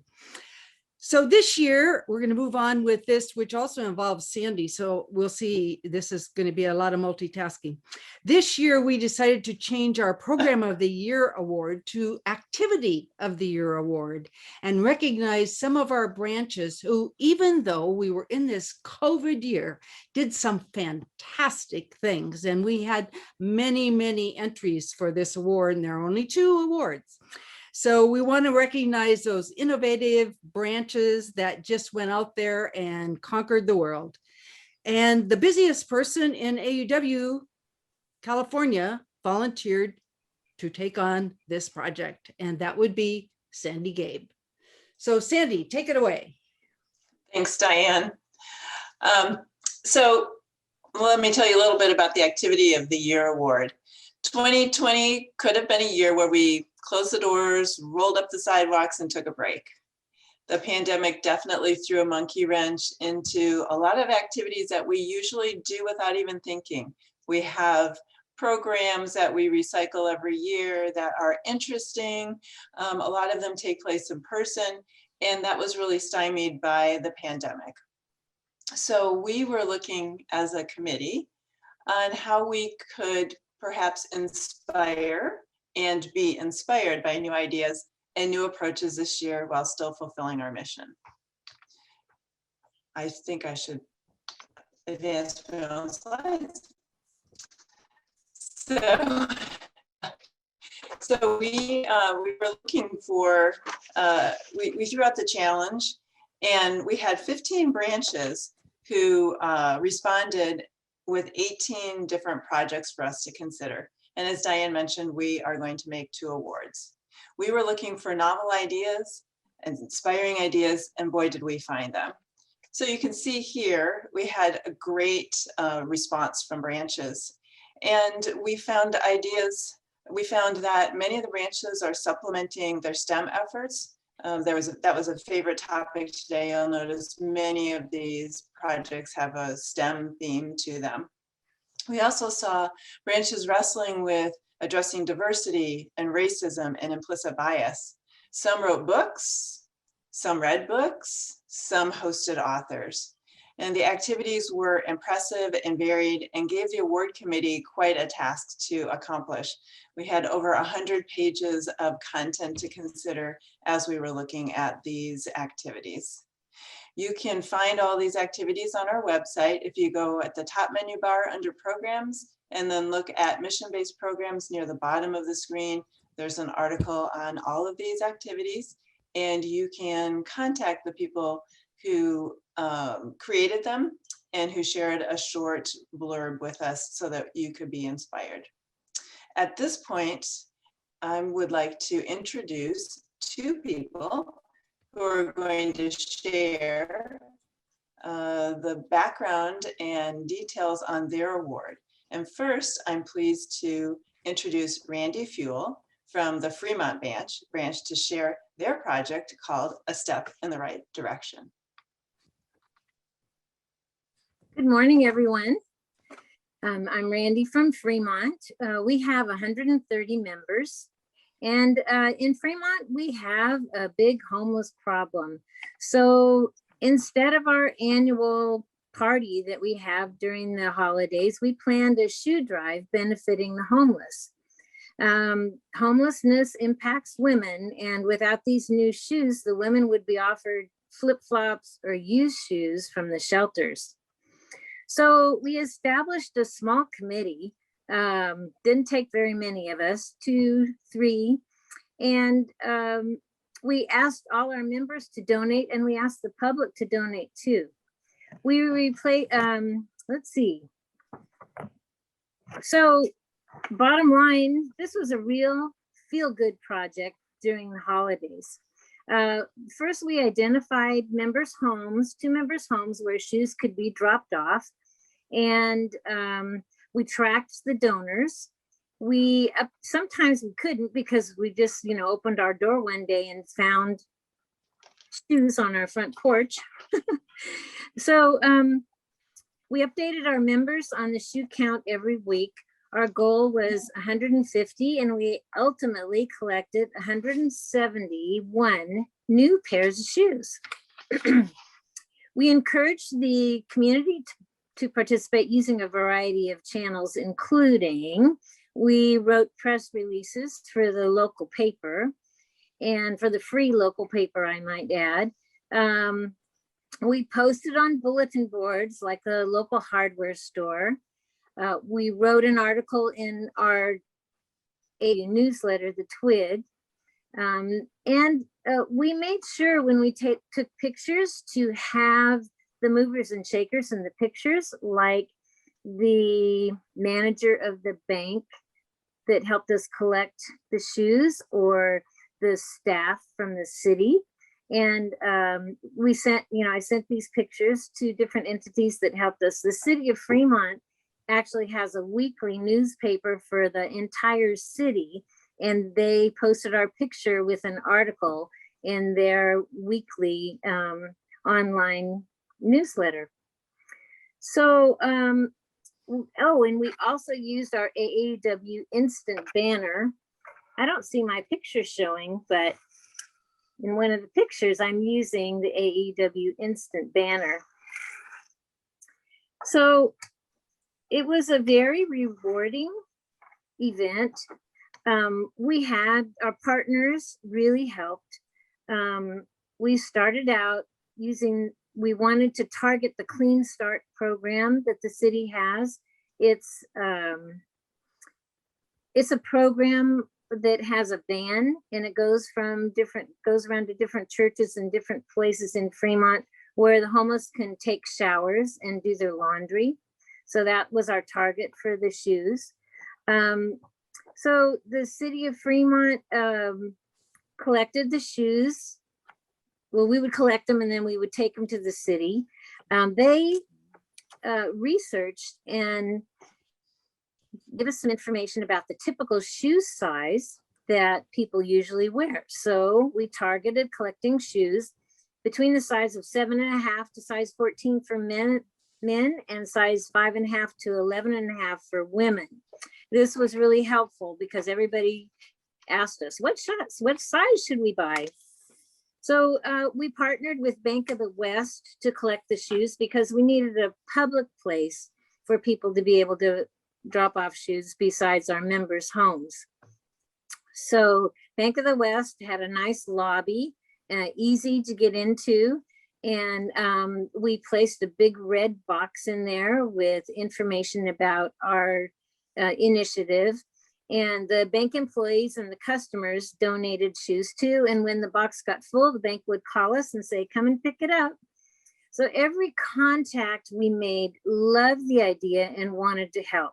Like our Loney College Foundation that helps us with our scholarships, their staff donated. And the newspaper that we put an ad in, their staff donated. So it was really a very fun, feel-good project. And this was our first year, and it was a big step in the right direction. Thank you for this recognition. Thank you, Randy. We were very inspired by your branch's effort. And one of the things that we were looking for was whether projects could be reproducible. And this seemed to fall into the category of something that other branches could very easily take on. So thank you for sharing that with us. I'm pleased now to introduce Cheryl Sorkin from the Marin branch. And Cheryl is going to share with you the Marin branch's approach to this, which was a year-long programming where they focused on racism and inequality. Go ahead, Cheryl. Hi, so yeah, I'm Sherry Sorokin and from Marin Branch and also the National Board, and I'm program chair in Marin, and I'm really so pleased that this program was chosen, this activity was chosen for an award this year. So, we decided early on in June, really, when we were struggling, thinking about what would we do coming up, that we would focus on issues of racism and economic inequality in our programming for the coming year on Zoom. And many of you know, Marin County is probably one of the wealthiest counties in California and one of the least racially diverse. So one of our questions was sort of like, well, what can we do as individuals about this? And, because we're AAUW women, education came to mind right away. We can focus on educating ourselves, and we can also focus on reflecting ourselves about what's our role, what can we do now as individuals, and what role did our heritage play in the situation that's developed now. And the third thing that we thought we could do is to learn more and engage more with other organizations in the community that are interested or working on these issues of racism and inequality. So our goal was to have 3 programs, branch meeting programs on the topic of racism or economic inequality. And our first was in October. It was a panel of young people in Marin between the ages of, I think, 16 and 28. And they were of color, and they talked about, what it's like not to be us, white women, older women. What was it like for them growing up in a largely white community? And we partnered with several other organizations to put this together. And we limited the participation to the members of those other organizations because we did want to have it be a safe place for the young people to share their experiences. I think the chief learning from that was simply, for many of us in Marin, we're surprised to hear that these kids said they would not want to raise their children or continue to have a family and live in Marin County, a place that is really near and dear to our hearts, but they found it a difficult place to be in a racial minority situation. Our second program was on reimagining policing and the sort of knotty topic of how do you defund, whatever that term means, of a police department? How do you change the focus on policing? And we were fortunate because a member of the national board that I was familiar with and knew quite well was involved in Nashville, Tennessee's effort to reimagine its police force. And she spoke to us via Zoom. Wonders of Zoom made it possible for us to have her as a speaker. About the really complex problems that go into reimagining police forces. And I think one of the key learnings from that, although I'll come back to this in a minute, but one of the key learnings from that was that more women in policing would help minimize the escalation of the use of force.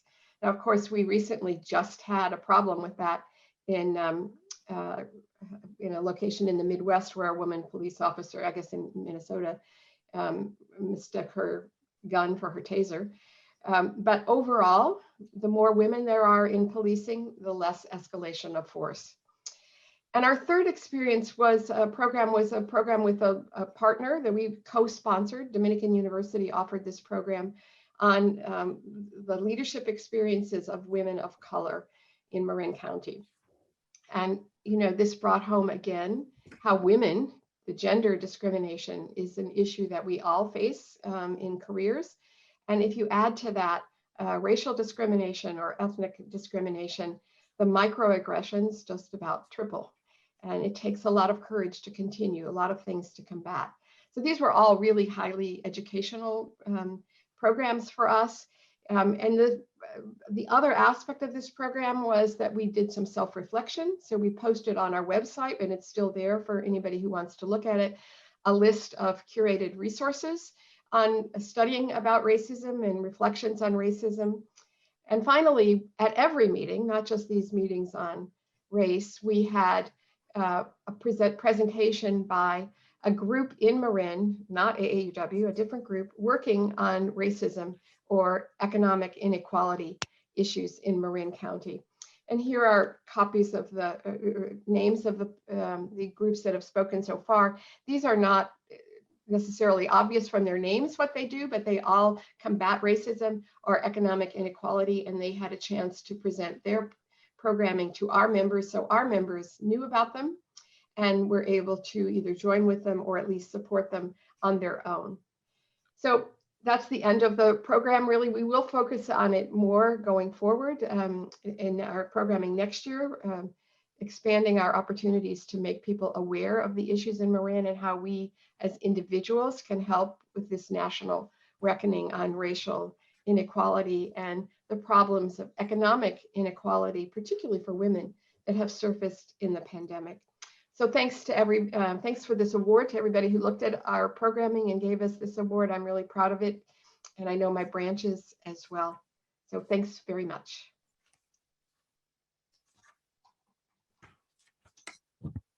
Okay, thank you very much, Sandy, for heading up this important task force that we created. So thank you, Sandy, and your committee for picking our winners, and congratulations to Randy in Fremont and Sherry in Marin for doing such important work. And I'm quite sure a lot of branches are going to take note of what you did and how they might replicate that next year.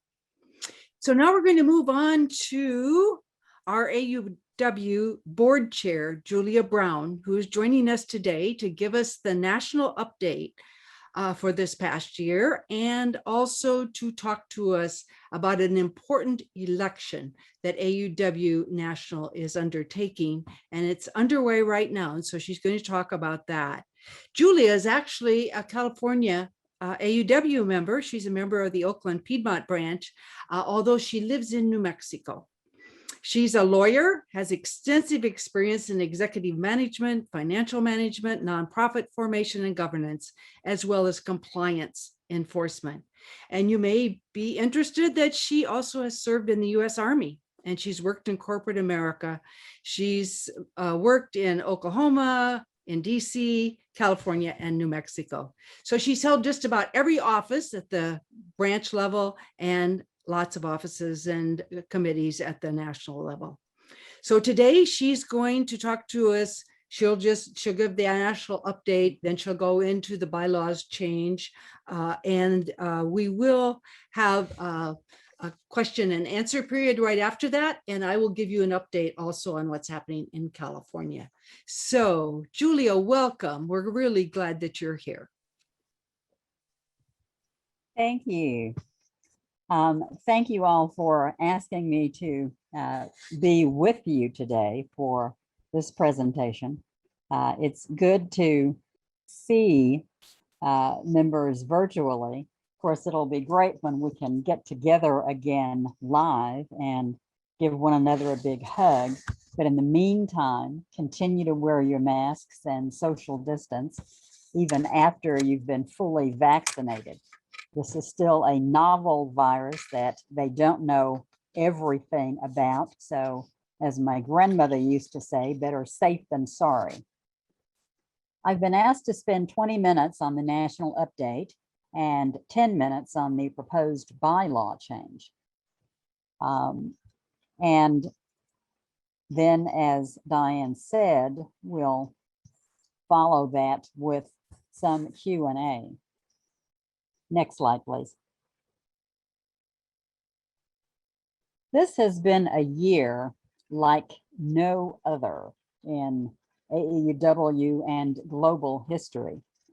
From the COVID pandemic to demonstrations over police brutality and systemic racism, to the threats to democracy and Capitol riots, to the economic downturn, our world has been forever changed.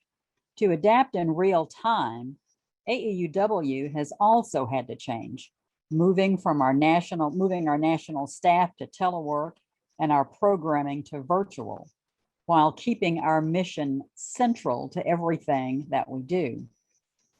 We're so pleased that many of you have joined the member webinars and town halls, and hope you continue to do so.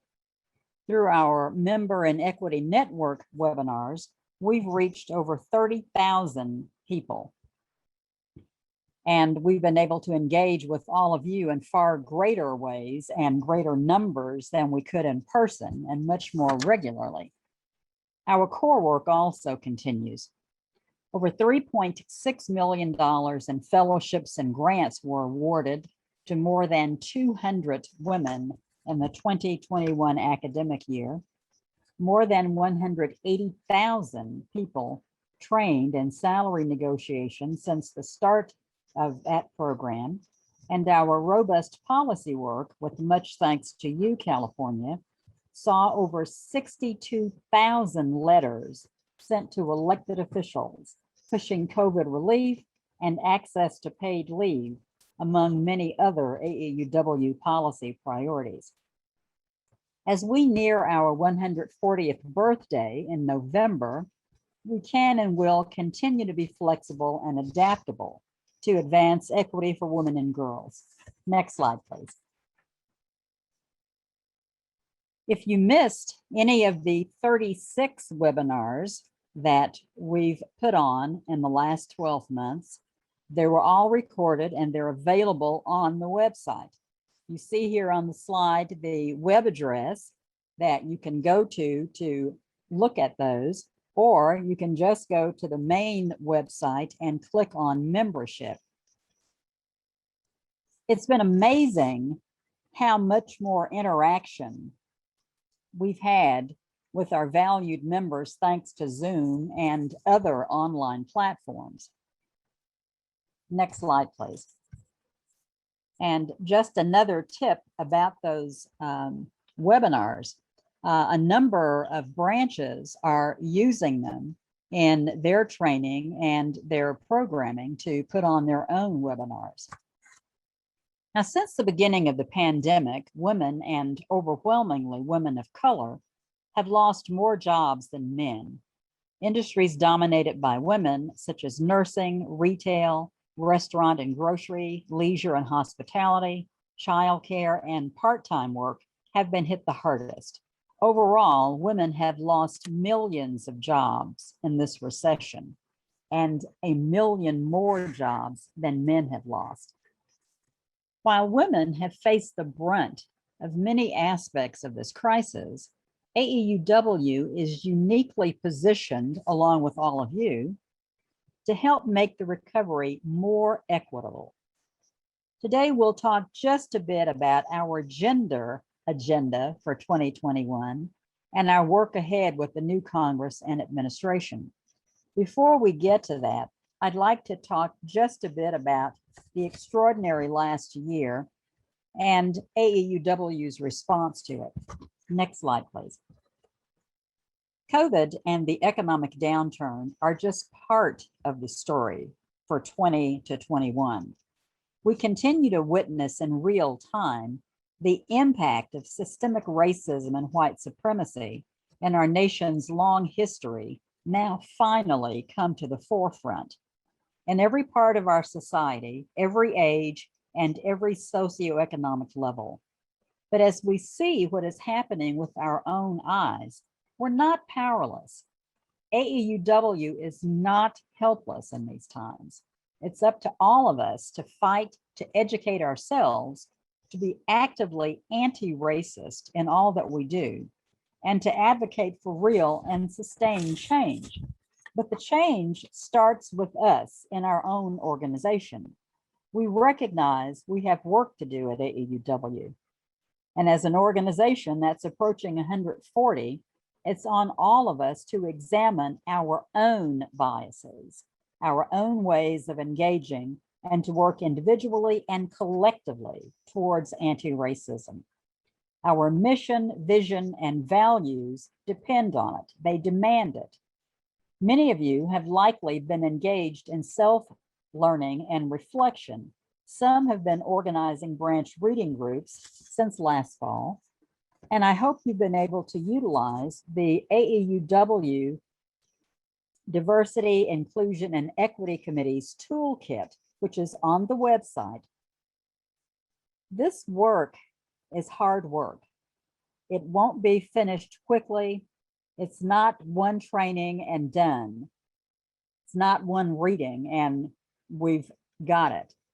To be anti-racist is a lifelong journey. And we owe it to our nation, to our children and grandchildren, to ourselves, and to each other to do the work necessary. Next slide, please. So you might be asking, what's ahead? What is AAUW doing amid these crises? And what can our policymakers at the federal level do to rebuild in ways that ensure equity for all? Next slide, please. Well, we have a wish list. As we've said, COVID has hit women especially hard. As we try to move back to normal, we need to recognize that even before the pandemic and even before the pot boiled over on the stove regarding racial and social injustice, what was known as, quote, normal wasn't working for a lot of people. especially not for people of color. There have now been several COVID relief packages passed by Congress, with the most recent having been enacted in mid-March. The American Rescue Plan had many key features that respond to this issue of building back an America and an economy that works better for more people. Some key components that we've advocated for here at AAUW, we were pleased to see included in that legislation: the extension of unemployment benefits, stimulus payments, tax-free college loan forgiveness, increases to funding for food stamps, meals for children, expansion of the child tax credit, significant funding to K-12 schools and child care providers, and assistance to low-income households for rent and utilities. But to actually provide women and families with the support they need long-term, we need structural change in addition to immediate relief. Now, what does that mean? Eliminating the pervasive wage gap, which has only compounded the inequities laid bare by the pandemic. Raising the minimum wage helps women, low-income women, and women of color, as well as paid family and medical leave and high-quality, affordable childcare. And it means putting a stop to workplace harassment that holds so many back. I want to provide some context to our STEM work too. With issues of equity, access, retention, and participation still on the forefront for women and girls in STEM, we're looking forward to increasing our efforts to address these systemic issues through programs, research, and partnerships. Our brand new STEM program director, Dr. Lachelle Hatley, is a former tenured professor. She joins AAUW with a wealth of experience in academia, program innovation, and research. And she is a passionate STEM professional who has worked with students across a broad age spectrum, with girls and underserved communities, with faculty of color, and with historic Black colleges and universities, more fondly referred to as HBCUs.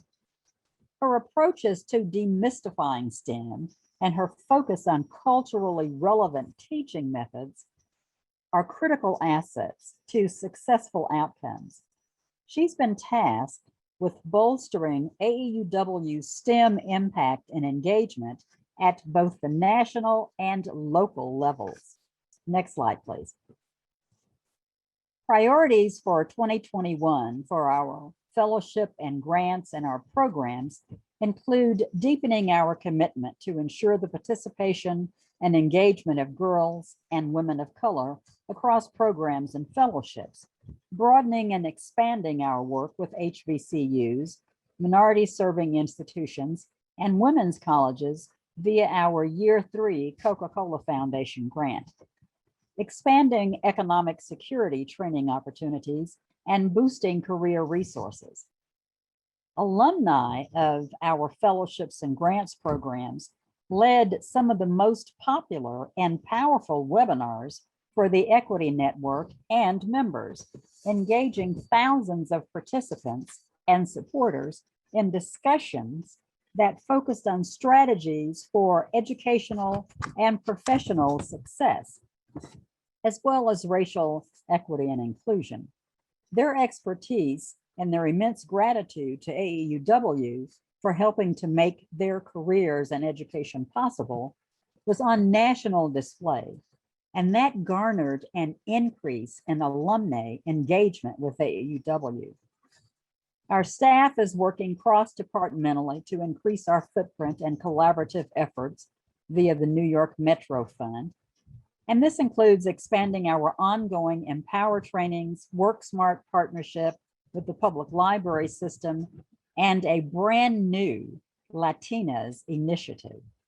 The first ever virtual conference for college women student leaders, better known as Nick Whistle, will take place May 25th and 26th. We anticipate an even greater level of participation given the convenience of virtual access for students and speakers. We so appreciate those states like California and the branches here who continue to support all students' access to NICWSL through the Scholarship Fund. Next slide, please. Our work continues to be based in fact and analysis to lead to pragmatic recommendations for change. Just in the last couple of months, we've updated our foundational work, our foundational pay equity work in the Simple Truth, and you'll see more updates to our pay equity research, including historical reasons why the pay gap has persisted due to structural racism and misogyny. In 2021, we released a new report on women and the manufacturing industry called Factory Flaw. It details the barriers and biases women face and the recommendations for change. And we partnered with the EOS Foundation on a new analysis of the nation's premier research universities, looking at 130 institutions on pay and leadership gaps at the very top of these public and private institutions. Education is still the nation's equalizer, but this report clearly showed we're far from parity. Research remains foundational to our work, allowing AAUW to move forward with our programs and our policy advocacy priorities.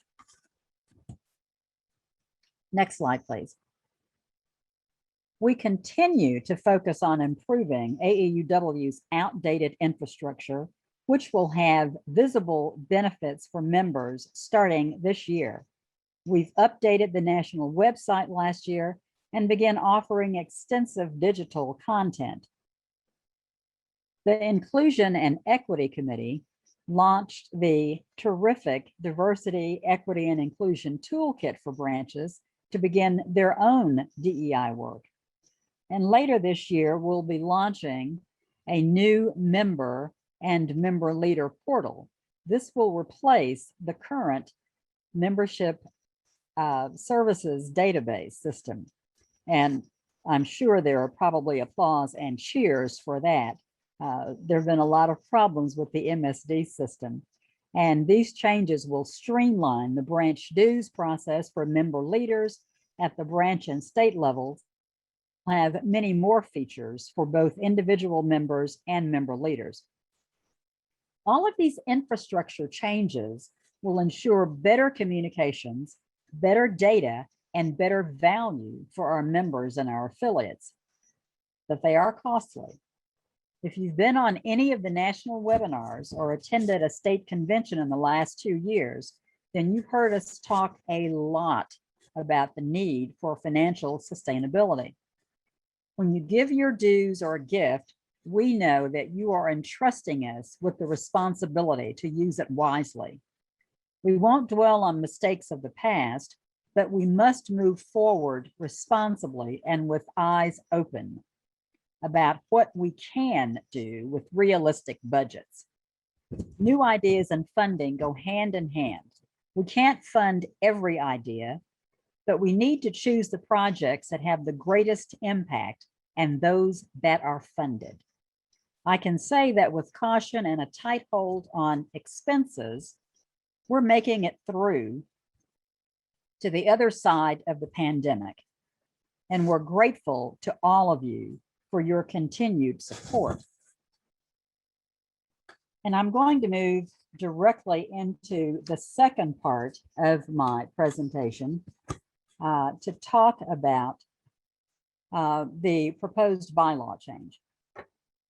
Now, on the screen, just to remind people, is AAUW's mission, vision, and values to advance equity for women and girls through research, education, and advocacy, and our vision, equity for all. 100% of the national board and the working group for racial and social justice is behind the push to open membership to align our mission, vision, and values with our restrictive and non-inclusive membership requirement.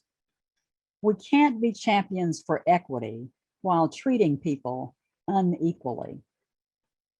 Next slide, please.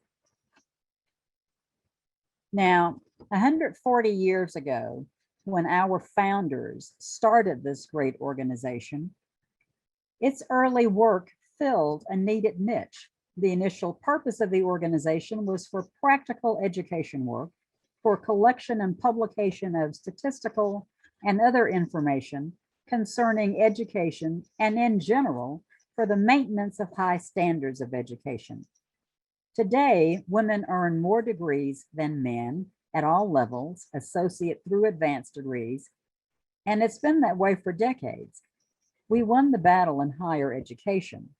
Times have changed, and just as individuals and organizations have to change to adapt to the times to remain relevant and effective, so too must AAUW make appropriate changes over time. Now, education will always be foundational to our work, and our work is now broader and more inclusive to include other issues critical to women's equity, like economic security. Next slide, please. COVID has taught us we are capable of changing. Let's make sure AAUW is prepared to meet the needs of millennials, of Generation Z, and of post-Gen Z. We must ensure the organization that we all love is relevant to today and tomorrow. Next slide, please. We hear a lot from members who are opposed to open membership that it will destroy what is unique about AAUW. Well, that's not really accurate. AAUW isn't unique solely because we care about education for women. We are and will continue to be a unique organization because of all that we do and the way we do it. Our breadth of direct programs, policy advocacy, fellowships, grants, and grassroots membership make us unique. That won't change if open membership is passed. In order to continue to provide support for those who are excluded or marginalized, we need to stop excluding and marginalizing. In other words, we need to live our mission. Next slide, please. First, as discussed, our mission has grown and evolved over time and now focuses on broader issues of women's equity that are directly relevant to women's lives in 2021.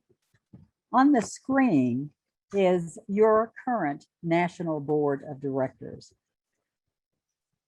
Now, some of the questions that I received in advance of this presentation had to do with a name change.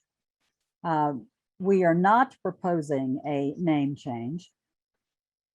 And if you think about our name, American Association of University Women, it hasn't really totally represented who we are and what we do for a long time. But that still doesn't necessarily mean that there is a need to change the name. A for American, for example. We've been working internationally now for more than 100 years. A for association. Our member dues constitute about 15 to 20% of our total revenues. So we are much more than just an association. U for university. Well, back in 2005, when we voted to allow associate degrees and also began to focus on colleges and not just universities, that didn't really continue to define who we were. And of course, W for women. Now, many of you will remember that in 1987, we voted to include men in the organization. And currently we have women, men, and non-binary members. We're all about gender equity for all. and we need all to be with us in that fight. Now, there are those who are concerned that AAUW won't care about education if we don't have a degree requirement. And that's not true. We show our support for education by supporting those seeking assistance for it, not by excluding those who don't have a traditional college degree.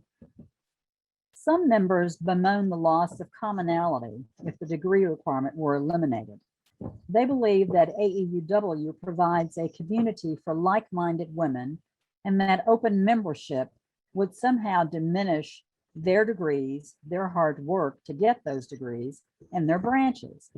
In truth, this reasoning only serves to exclude women who would otherwise wish to work with us on women's equity. As the organization has expanded over time, so too must our community to represent the communities that we wish to serve.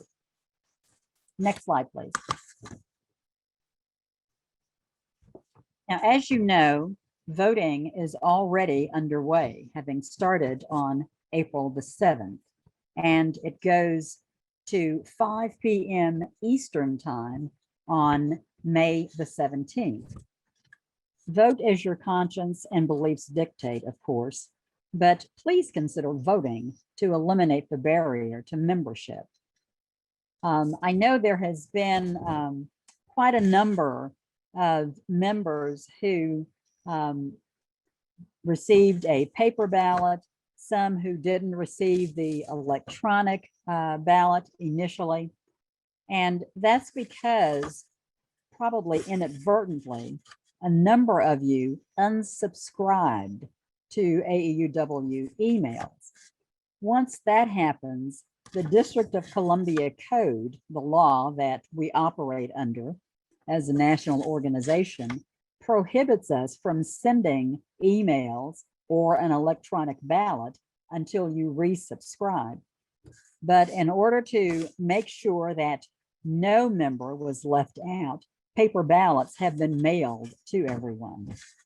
And if you want an electronic ballot, if you have not yet received it, you can send your request to connect, or if you don't have your PIN so that you can vote electronically, you can send your email request for the PIN and your electronic ballot to connect@aauw.org.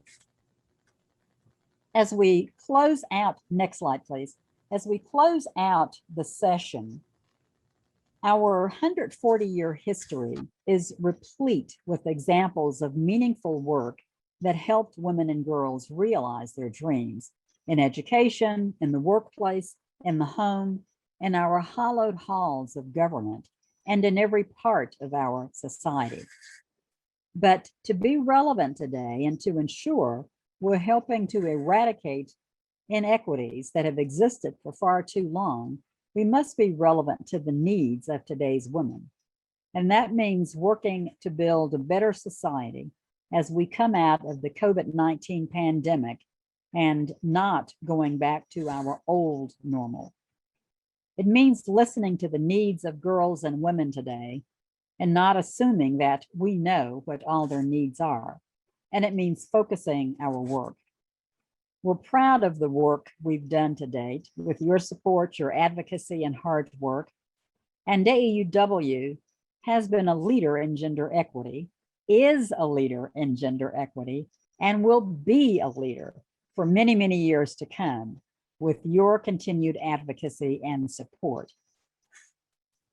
And let's go then directly to questions.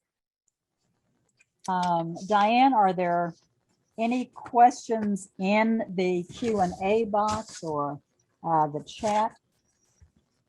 Yes, Julia, I think there are, and I'm going to ask our communications team, Linda, and I think Linda's heading this up. Would you please read the questions to Julia? Yes, good morning. This is Linda Slater with the Communications Committee.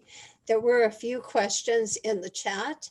Has there been, from Ashley Dargert, have there been any discussion about beyond just allowing non-member degrees if those members were able to afford membership, and what to do about that was the first question. Yes, the national board has talked about whether or not people are going to be able to afford membership in the organization. I know at the branch level, a number of branches across the country allow members to pay out their dues over time, over the period of the program year. And they also, in many cases, have made provision for waiving the dues for someone who is particularly financially not able to do it, and providing grants to them. Okay. Cassie McDuff posted that the National Organization of Women doesn't have a degree requirement. Its dues are more affordable than AAUW's. Why was there not a recommendation to join forces with NOW? Its mission and goals are identical to AAUW. If a goal is inclusive, would that accomplish it? Well, their mission and goals are not completely identical to AAUW's. And we do have some different goals in mind. But we think that what AAUW does, the length of time that it's been doing it and the way it does it, does not speak to us disbanding or merging into another organization. Thank you. Wendy Levine asked, if the degree requirement is still up for a vote, why are we only hearing one side of the argument? Well, I believe my comments just now included some of the cons that members have articulated. If you have attended the National Town Hall or any of the other town halls, I believe that you would have heard both sides of the argument.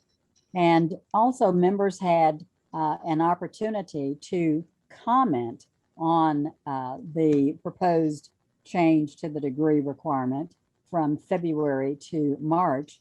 And all of those comments appear on the national website so that members would have an opportunity to view all of them.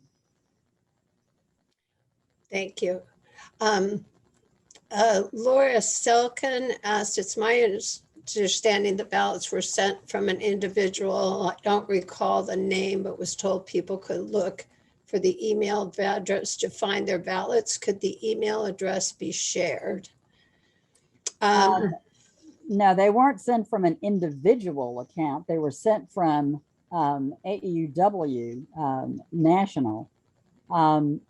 As I indicated earlier, if people have not received their electronic ballot, if they still need their ballot and their PIN to be able to vote, they can send that request to connect@aauw.org. Thank you. If the vote, Phyllis Belcher asked, if the vote passes, when would the change take effect? July 1. Okay. And there were some other questions that happened. Some of the other questions were talking about the ballots,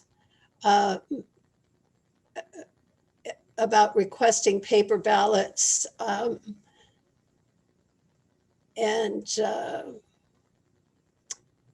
so is there a place where they would go to check for those things? To check for if they're not getting ballots, so they would go to connect@aauw.org. Okay. Right. If, as I indicated earlier, if members are not subscribed online to AAUW emails, then unless they resubscribe or unless they subscribe, we can't send them an electronic ballot in accordance with DC law. And that's why the paper ballots were sent out to people who were not subscribed. But if they want to resubscribe or to subscribe, if they go to connect@aauw.org, they can do that. Now, I can just imagine that someone is asking the question, well, if I get an electronic ballot and a paper ballot, can I vote twice? The answer is no, you can only vote once. The system is designed so that it registers your vote, and you can't vote more than once. So there is security in the election system in AAUW. Thank you. I'm reading through to look to see if there's any specific questions regarding your presentation. There's a lot about the change. There was some submitted at the time that people registered. How does National intend to recruit members allowed under the new membership criteria if this passes? Well, that's an excellent question. A number of people have thought that changing the education requirement, changing the bylaws, is going to result in a huge influx of new members. And that's not the case. When we changed the bylaws to allow those with associate degrees to come in, we had a modest increase in membership. The same thing when we allowed men to come in. And some of you will even remember before the vote to allow men to come in, there was a rumor floating around that it was all a conspiracy, that if we voted to let men in, they were going to take over the organization and disband it or change it to serve men and not women. And of course, we know that that was not the case, not true. We have had over the years some extremely dedicated and fine men as members of AAUW. In California, you have had quite a few who have served on state boards and in branch officer positions and have worked just as hard to support the mission and the vision of AAUW. So we don't expect that the floodgates are going to open and that there will be a lot of women beating a path to our door that don't have degrees to join. That's not the impetus or the reason for seeking to make the change.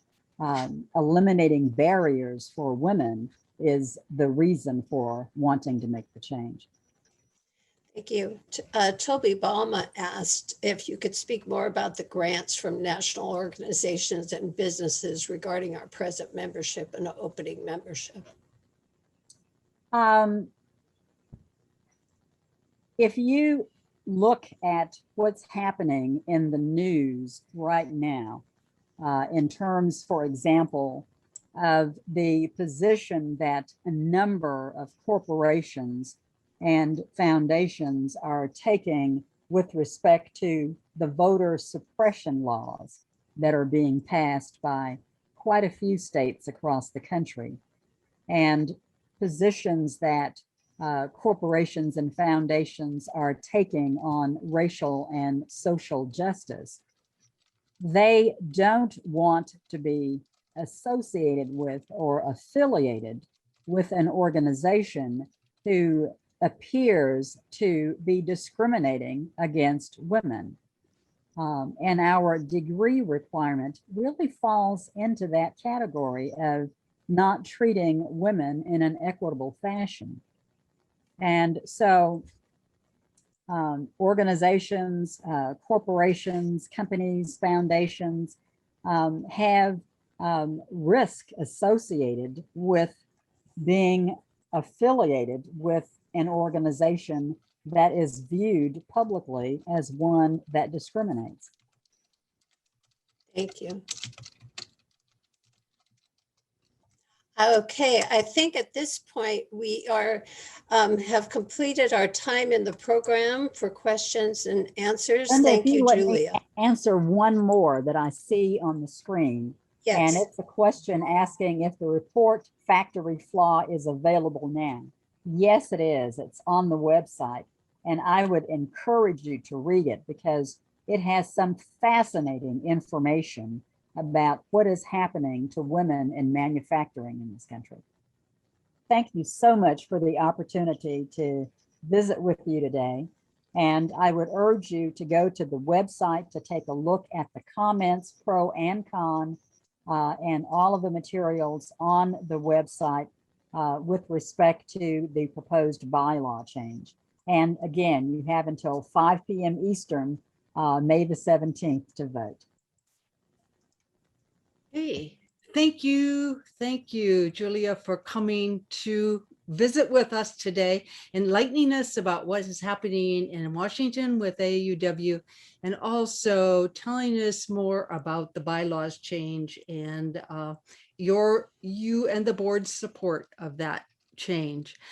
I also wanted to let everyone know, in case you don't already, that the AAUW California Board of Directors has voted to support the bylaws change, and we voted for you to vote in the election, no matter what your plans are, because we think it's an important thing for us to consider this year. I know it's come before us several times, so this is the time when we need to realize that in order to keep AAUW relevant and to keep our beloved organization alive, we must take some action. When we decided to vote and be on record for supporting the bylaws change, we also adopted a campaign to support it. And one of the things that we did, we are supporting it using social media. And I want you to see a short clip of our beloved Jim Dodie supporting open membership.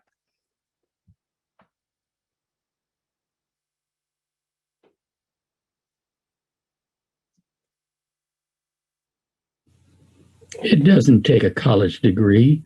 The truth is there for all to see. The world has changed, and so should we. It's time to drop the college degree. Thank you, Jim. It's very, very touching to see. He made this several days before he passed away. And now I'd like to bring Marlene back and have her introduce our third contestant and also the results of the speech trick contest. Marlene. Thank you, Diane. First, I want to apologize to Lillian and our audience. We did have a technical glitch that prevented her conclusion from being shown, but rest assured her speech and the others as well will be posted in their entirety on our website next week. In that spirit, please help me welcome speech trick video number 3 from Del Mar, Leucadia, Hallie Schaefer.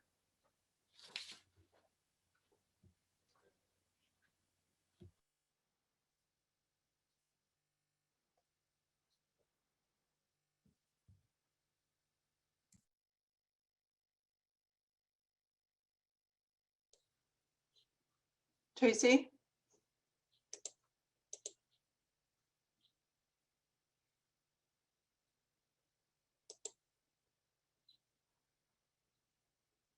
Tracy, are you there?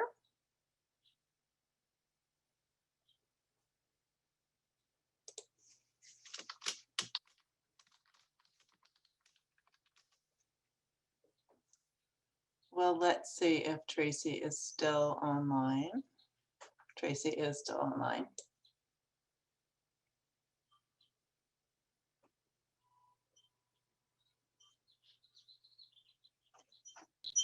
There we go. As a Southern Californian, it is my moral obligation to go to the beach. A lot. And as someone who goes to the beach a lot can tell you, it's that the ocean can get pretty moody sometimes. I mean, there are some days where the water is so clear you can see your cold, shriveled toes beneath the surface. And other days, well, let's just say you're lucky if you get one mouthful of salt water instead of 5. On those days, I always end up sitting burrito style on the rocks, wondering why I put myself through such a living hell. But then the wind picks up, the salty sweet air enters my lungs, and I remember, oh yeah,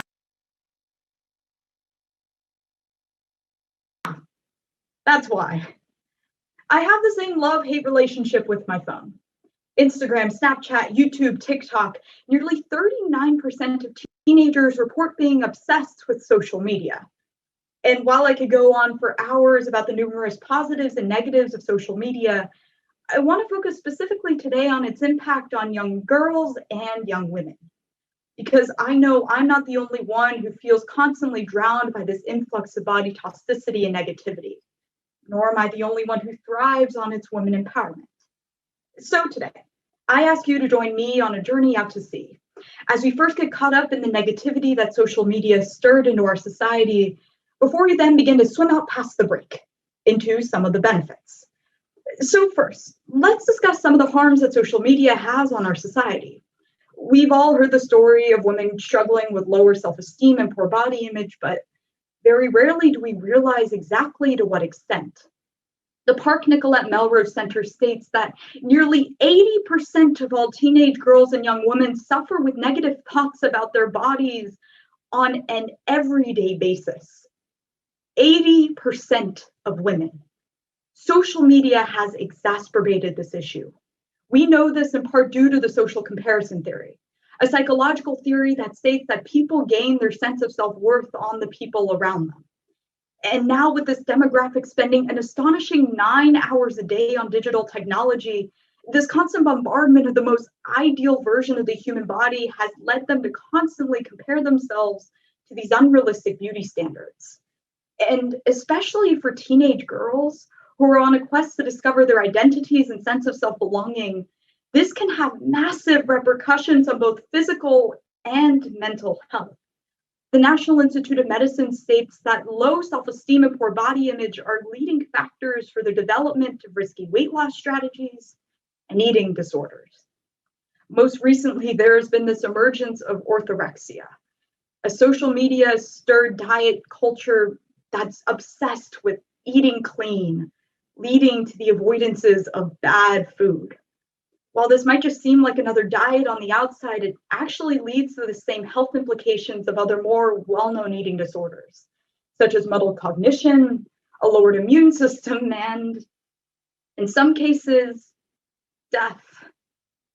Now, at this point, you're probably sitting there thinking to yourself, wow, that all sounds pretty bad. Why would anyone think otherwise? To which I would say, yeah, you're right. We have not only seen the highest amount of recorded eating disorders in the past decade, but also the most mental illness, isolation, and media addiction. So why do I believe that social media is beneficial to any of us? Because I know that even after being drowned by the ocean so many times, I still come back. And while social media is filled with Photoshop and comparison and Kim Kardashian's buttocks, it has also become the catalyst to many women's empowerment. We see this especially with the body positivity movement. Medium suggests that this promotion of body positivity online is so crucial because, especially for women, highlighting the best shapes and sizes that bodies can come in is the first steps towards their own body acceptance. From Serena Williams to Demi Lovato to Lizzo to Jonathan Van Ness to all the other influencers who have shown the world the beautiful complexities of the human body, they have empowered many of their followers, regardless of their body types, to thrive. And now more than ever, we see many women using social media as their form of self-expression. Edward Orchard from the Personality and Social Psychology Bulletin found that self-expression values are at an all-time high, and women are increasingly using social media to express themselves positively and accurately. As a result, many women report feeling more comfortable and interconnected with their peers, as they have this outlet online to express themselves on a platform literally built for that purpose. And while some may feel the need to look and act a certain way on these sites, we find just as many, if not more, women and girls using it to express their true and authentic selves. So after outlining the harms and benefits that social media has on women, one question remains. Does the good outweigh the bad? To be honest with you, I have no answer. But there's one thing that I know for certain. Social media isn't going away anytime soon.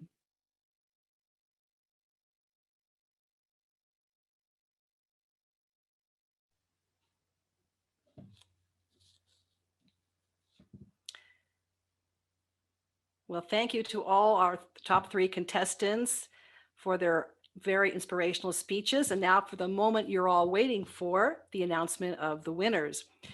Some of you may know that we also recognize honorable mentions, and there were 2 given out this year. There was a tie for 4th place. And so we have 2 honorable mentions, and we're pleased to announce that Liliana Jacquet from Morgan Hill branch and Rhea Jane from Fremont branch were both presented honorable mention and a cash award.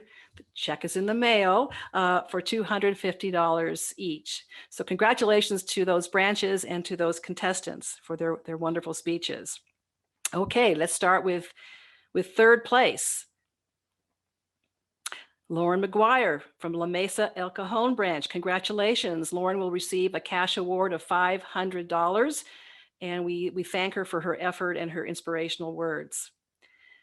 Winning a cash award of $1,000 in 2nd place from Del Mar Leucadia is Hallie Schaefer. Congratulations to Hallie for her words and for her well-delivered presentation. And 1st place and a cash award of $1,500. Congratulations to California Online branch and your contestant, Lillian Chang. And I think I can hear all the branches yelling and hurraying right now. So congratulations to you for a job well done, and to Lillian for your 1st place presentation. I want to thank all the judges. You know, it takes a lot to put on a speech track contest, and our judges are the unsung heroes of this event. These are the semifinals judges. You see there are 5 of them. And I just want to give my tip of the hat to them for their thoughtfulness and their judging. By the way, all judges commented on what an inspiring contest it was, and how the quality of the speeches made it a very competitive contest. So thank you to our semifinals judges who judged for us. Really appreciate that. And then for our finals judges, we had 4, and they were judging the 3 top finalists, and their results you heard just now. So to Julia and Janice and Susie and Heather, thank you so much for giving us your time and effort. And this was all done virtually because, as you know, anything is possible. So thank you to these judges. I also want to give a shout out to the Speech Track Committee, to Judy Steele and Kathy Foxhoven, who have done a fantastic job in pivoting this year and helping me put on this event. And to the branches who participated. You guys did an awesome job. And just real quickly, Alhambra, San Gabriel, Big Bear Valley, California Online, Camarillo, Del Mar Leucadia, Fremont, Half Moon Bay, La Mesa El Cajon, Morgan Hill, Poway Pensaquitos, Sacramento, and Stockton. You are the branches that you may have thought, next slide, please. You may have thought that you heard a voice inside saying, we can't put on a speech track virtually. What the heck is Zoom anyway? I have no idea. But you did not heed that voice of anxiety. You plunged ahead because you were bold, you were brave, you were brilliant. And I ask all of the branches listening to join us next year for the 2022 speech track. We have selected a topic that is in keeping with one of the public policy priorities of social and racial justice. Next slide, please. So we are announcing this topic, and you can begin thinking about it and letting your students know about it. The question is in bold. It's a 2-part question this year. The last line of the Pledge of Allegiance is liberty and justice for all. So we're asking the question, has the U.S. lived up to its pledge of liberty and justice for all? And the second part is, would requiring the study of diversity, equity, and inclusion in a high school setting help ensure liberty and justice for all? And we look forward to some very thoughtful and thought-provoking speeches on this topic. Please join us next year for Speech Trek 2022. Diane? Thank you, Marlene, for a great speech trek contest. I can't say that right now, but anyway, it was great. The girls, the young women, my word, they have a great future in front of them. They did so well. So thank you very much for all the work you and the committee did in organizing this. And we're on to 2022. It's a good topic. Yeah, so it will work out well. Now I want to introduce Judy Horan, who is California's Southern Legacy Circle representative. She's been involved with AUW Fund and Legacy Circle for many years, and she is a guru at this. She does this so well. And Judy will also introduce our very special guest, Kate Thornton. So take it away, Judy. Thank you, Diane. It's a pleasure to be here today to address the people who are online today. I wish we were all together, but I can't believe all the good work you've done in bringing all this information to us. So thank you. I'm a quote person and I love Eleanor Roosevelt, so I have to start with the usual Eleanor quote that I dearly love. The future belongs to those who believe in the beauty of their dreams. This is an AUW mantra for me. I've used it in campaigns and everything else in AUW throughout the years. Those of you who are on this call, I hope there are a lot of Legacy Circle members present today. If you're not, I want to tell you how simple it is to become one. It's very good to pay things forward these days, and during the pandemic, I'm sure we've been very acutely aware of how precious life is and make plans for those we wish to honor after we are not here to do so ourselves. Doing a Legacy Circle gift is so simple, and we are so grateful to those people who have joined us. We're very happy to bring you in. You just have to fill out a one-page questionnaire. You don't have to tell us how much you're giving us. You can do insurance, you can do 401ks, you can do remainder trusts, you can leave just about anything to us. And we want to let you know that this way honors the people who come after you, your grandchildren. If you're not ready to leave, as I am not, I'm getting to that point where I've just redone my trust. So I want you to do that too. But on the other hand, I just want everyone to know that we are very accepting.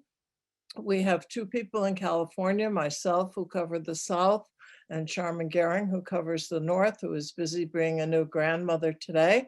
So she's not here with us. But we have wonderful support from the national office and the advancement committee with Heather Miller, who helped on Speech Trek, I see too. Heather is very, very interested in California, and many of you have probably met her at a fellows luncheon out here. So when you're ready, and if you have questions, please get in touch with me or with Charmin or directly with Heather. We can answer any of your questions. We want to expand the Legacy Circle. We want everyone to know about it. And we certainly want you to get a star. It's part of the STAR program. So you can get a star if you meet the requirements for Legacy Circle in your branch. So I ask you to please consider this, talk about this with your family, and join us in the Legacy Circle. We'll be very, very happy to have you. And we certainly can make it happen very quickly. And I don't know what you're seeing. I'm seeing the slide, but if you do see me eventually, I am wearing my beautiful Legacy Circle pin, which you would get as a member also. So please consider the Legacy Circle for the rest of the things that you want to leave to your family and to AUW members. So thank you for giving me this opportunity, and please get in touch with me and we'll sign you up as soon as we can. One of my other great honors today is to get to introduce the daughter of one of our more famous members who very sadly passed this year, Joe Harbison. And we also have a slide showing the other members that we've lost in California this year, including two of our wonderful men, Jim Dodie and Joe Lecce, Margaret Ellis, Vivian Coe, Rita Keefe, and Norma Kershaw. So please keep those people in your prayers and thoughts. And we're very happy to be able to honor them today too. Speaking of Joe, I'm sure everyone who's on this Zoom today probably has a Joe story, and I have many of them. Joe and I were very good friends and compadres in raising money, and I'm very happy to be able to be here for this honor for her today. And I do have a quick story I'll tell you. I was thinking of all the things I did with Joe.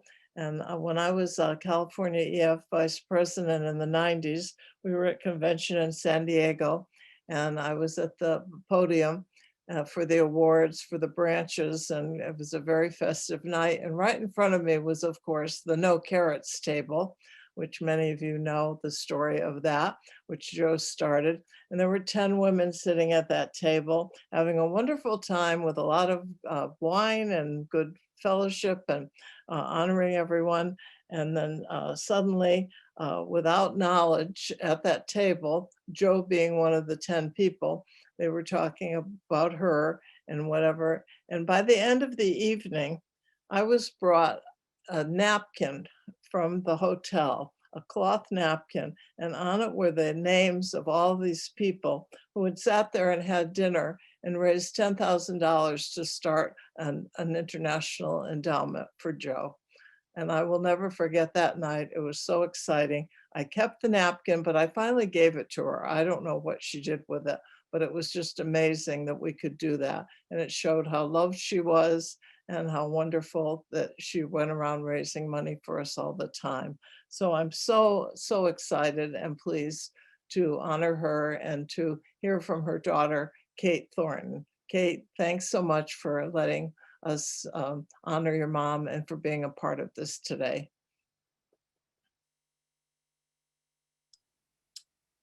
Thank you, Judy. Yes, good morning. I guess it's good afternoon. I am Kate Thornton, Joe Harbison's daughter. We lost mom in December of 2019. And I wanted to make this presentation last year, but with COVID, of course, it was not possible. My mom was born in 1926. She was raised in a generation where women and their accomplishments took a back seat to the family needs. My grandmother needed to work as a bookkeeper to earn a living while my grandfather attended law school. She had to wear her wedding ring around her neck on a chain because married women should not work and take the job away from a man.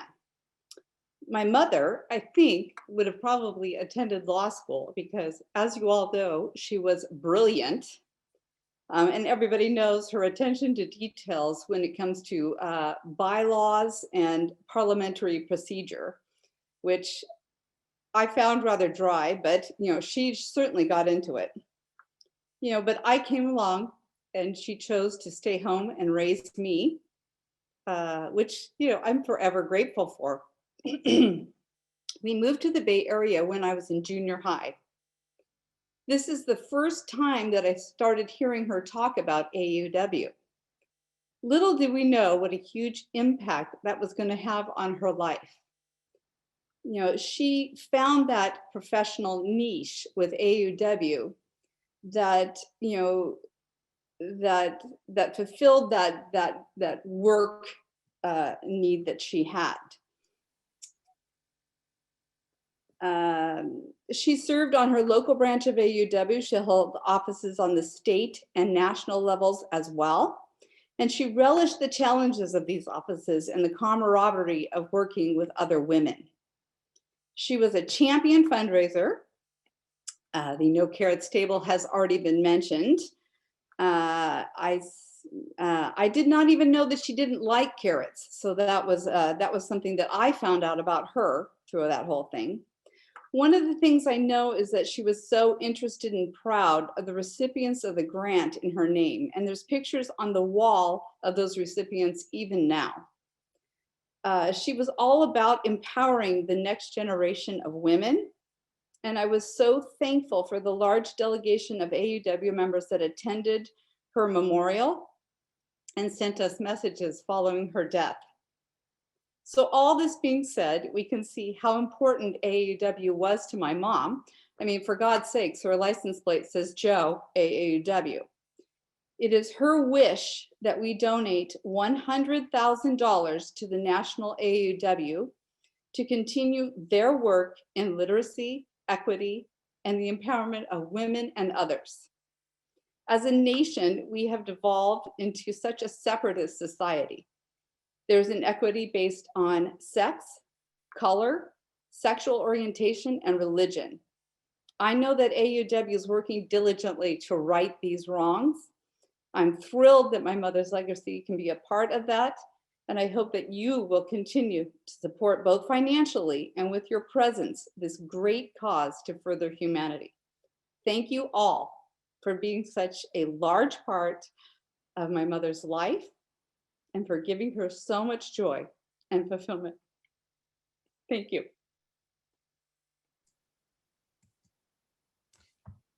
Thank you, Judy, and thank you, Kate, for that very moving tribute to your mom. That was great. I was thinking as you were going through that the first time I met your mom, she went up, I was at a convention and she went up and just kind of took over the mic and raised a lot of money, just talking about how much money we needed to raise and how we could do that. So it was very, very inspiring, and we'll miss her at the next convention, that's for sure. And thank you, Judy, for enlightening everybody about the Legacy Circle, and we hope more people will join us. Now it's time to learn about the California election. So I'd like to welcome Janice Lee, our nominations and election chair, to tell you all about what you need to know before you vote. Janice. Thank you, Diane. Thank you, Diane. I'd like to clarify some confusion that may have occurred about the election and the ballots everyone has received. Everyone should have received 2 ballots, one for national, and Julia Brown has spoken towards that ballot about the membership change. That is for national. And if you're looking for it in your file, it probably is from Sharon Wolf, and the title is Vote Now to Shape AAUW's Future. The second ballot you received is from us, the California Board, and that is for the election for based on 3 issues, but that title is 2021 AAUW California Election Ballot. 2021 AAUW California Election Ballot. Okay. So I'm here to talk specifically about what you'll be receiving and in the ballot and what you'll be voting for. We are asking you to vote to determine who will represent you on the board of directors. We're asking you to approve the public policy priorities that the committee has outlined earlier. And finally, we're asking you to approve 2 changes to the bylaws. Voting period is from April 16th to May 7th. This is different from national as well. April 16th to May 7th. You should have received email on, if you have an email on file, you should have received a link, electronic link. If not, you will receive it through our post office. Next slide, please. It's my pleasure to introduce you to the nominees for board of directors. We have 3 openings this year. The first is president-elect, and Sandy Gabe is the nominee for that position. The next position is Vice President, Chief Financial Officer, and Raleigh Wendorf, who is currently the Chief Financial Officer, has elected to run again. And finally, we have one position open for director, and there are two candidates, Judy Gavin Brown and Carol Holzgraf. Thank you for stepping up, and thank you for volunteering your time and your talents, ladies. Next slide. As Public Policy Committee indicated, there are directives that they have chosen for the 2021 and 2023 period. Let me just briefly repeat them. Economic security for all women, equal access to quality public education for all students, and social and racial justice for all members of our society. So that's the second item you'll be voting on. The third item is a structural change to the board of directors. And there are two separate recommendations to the bylaw.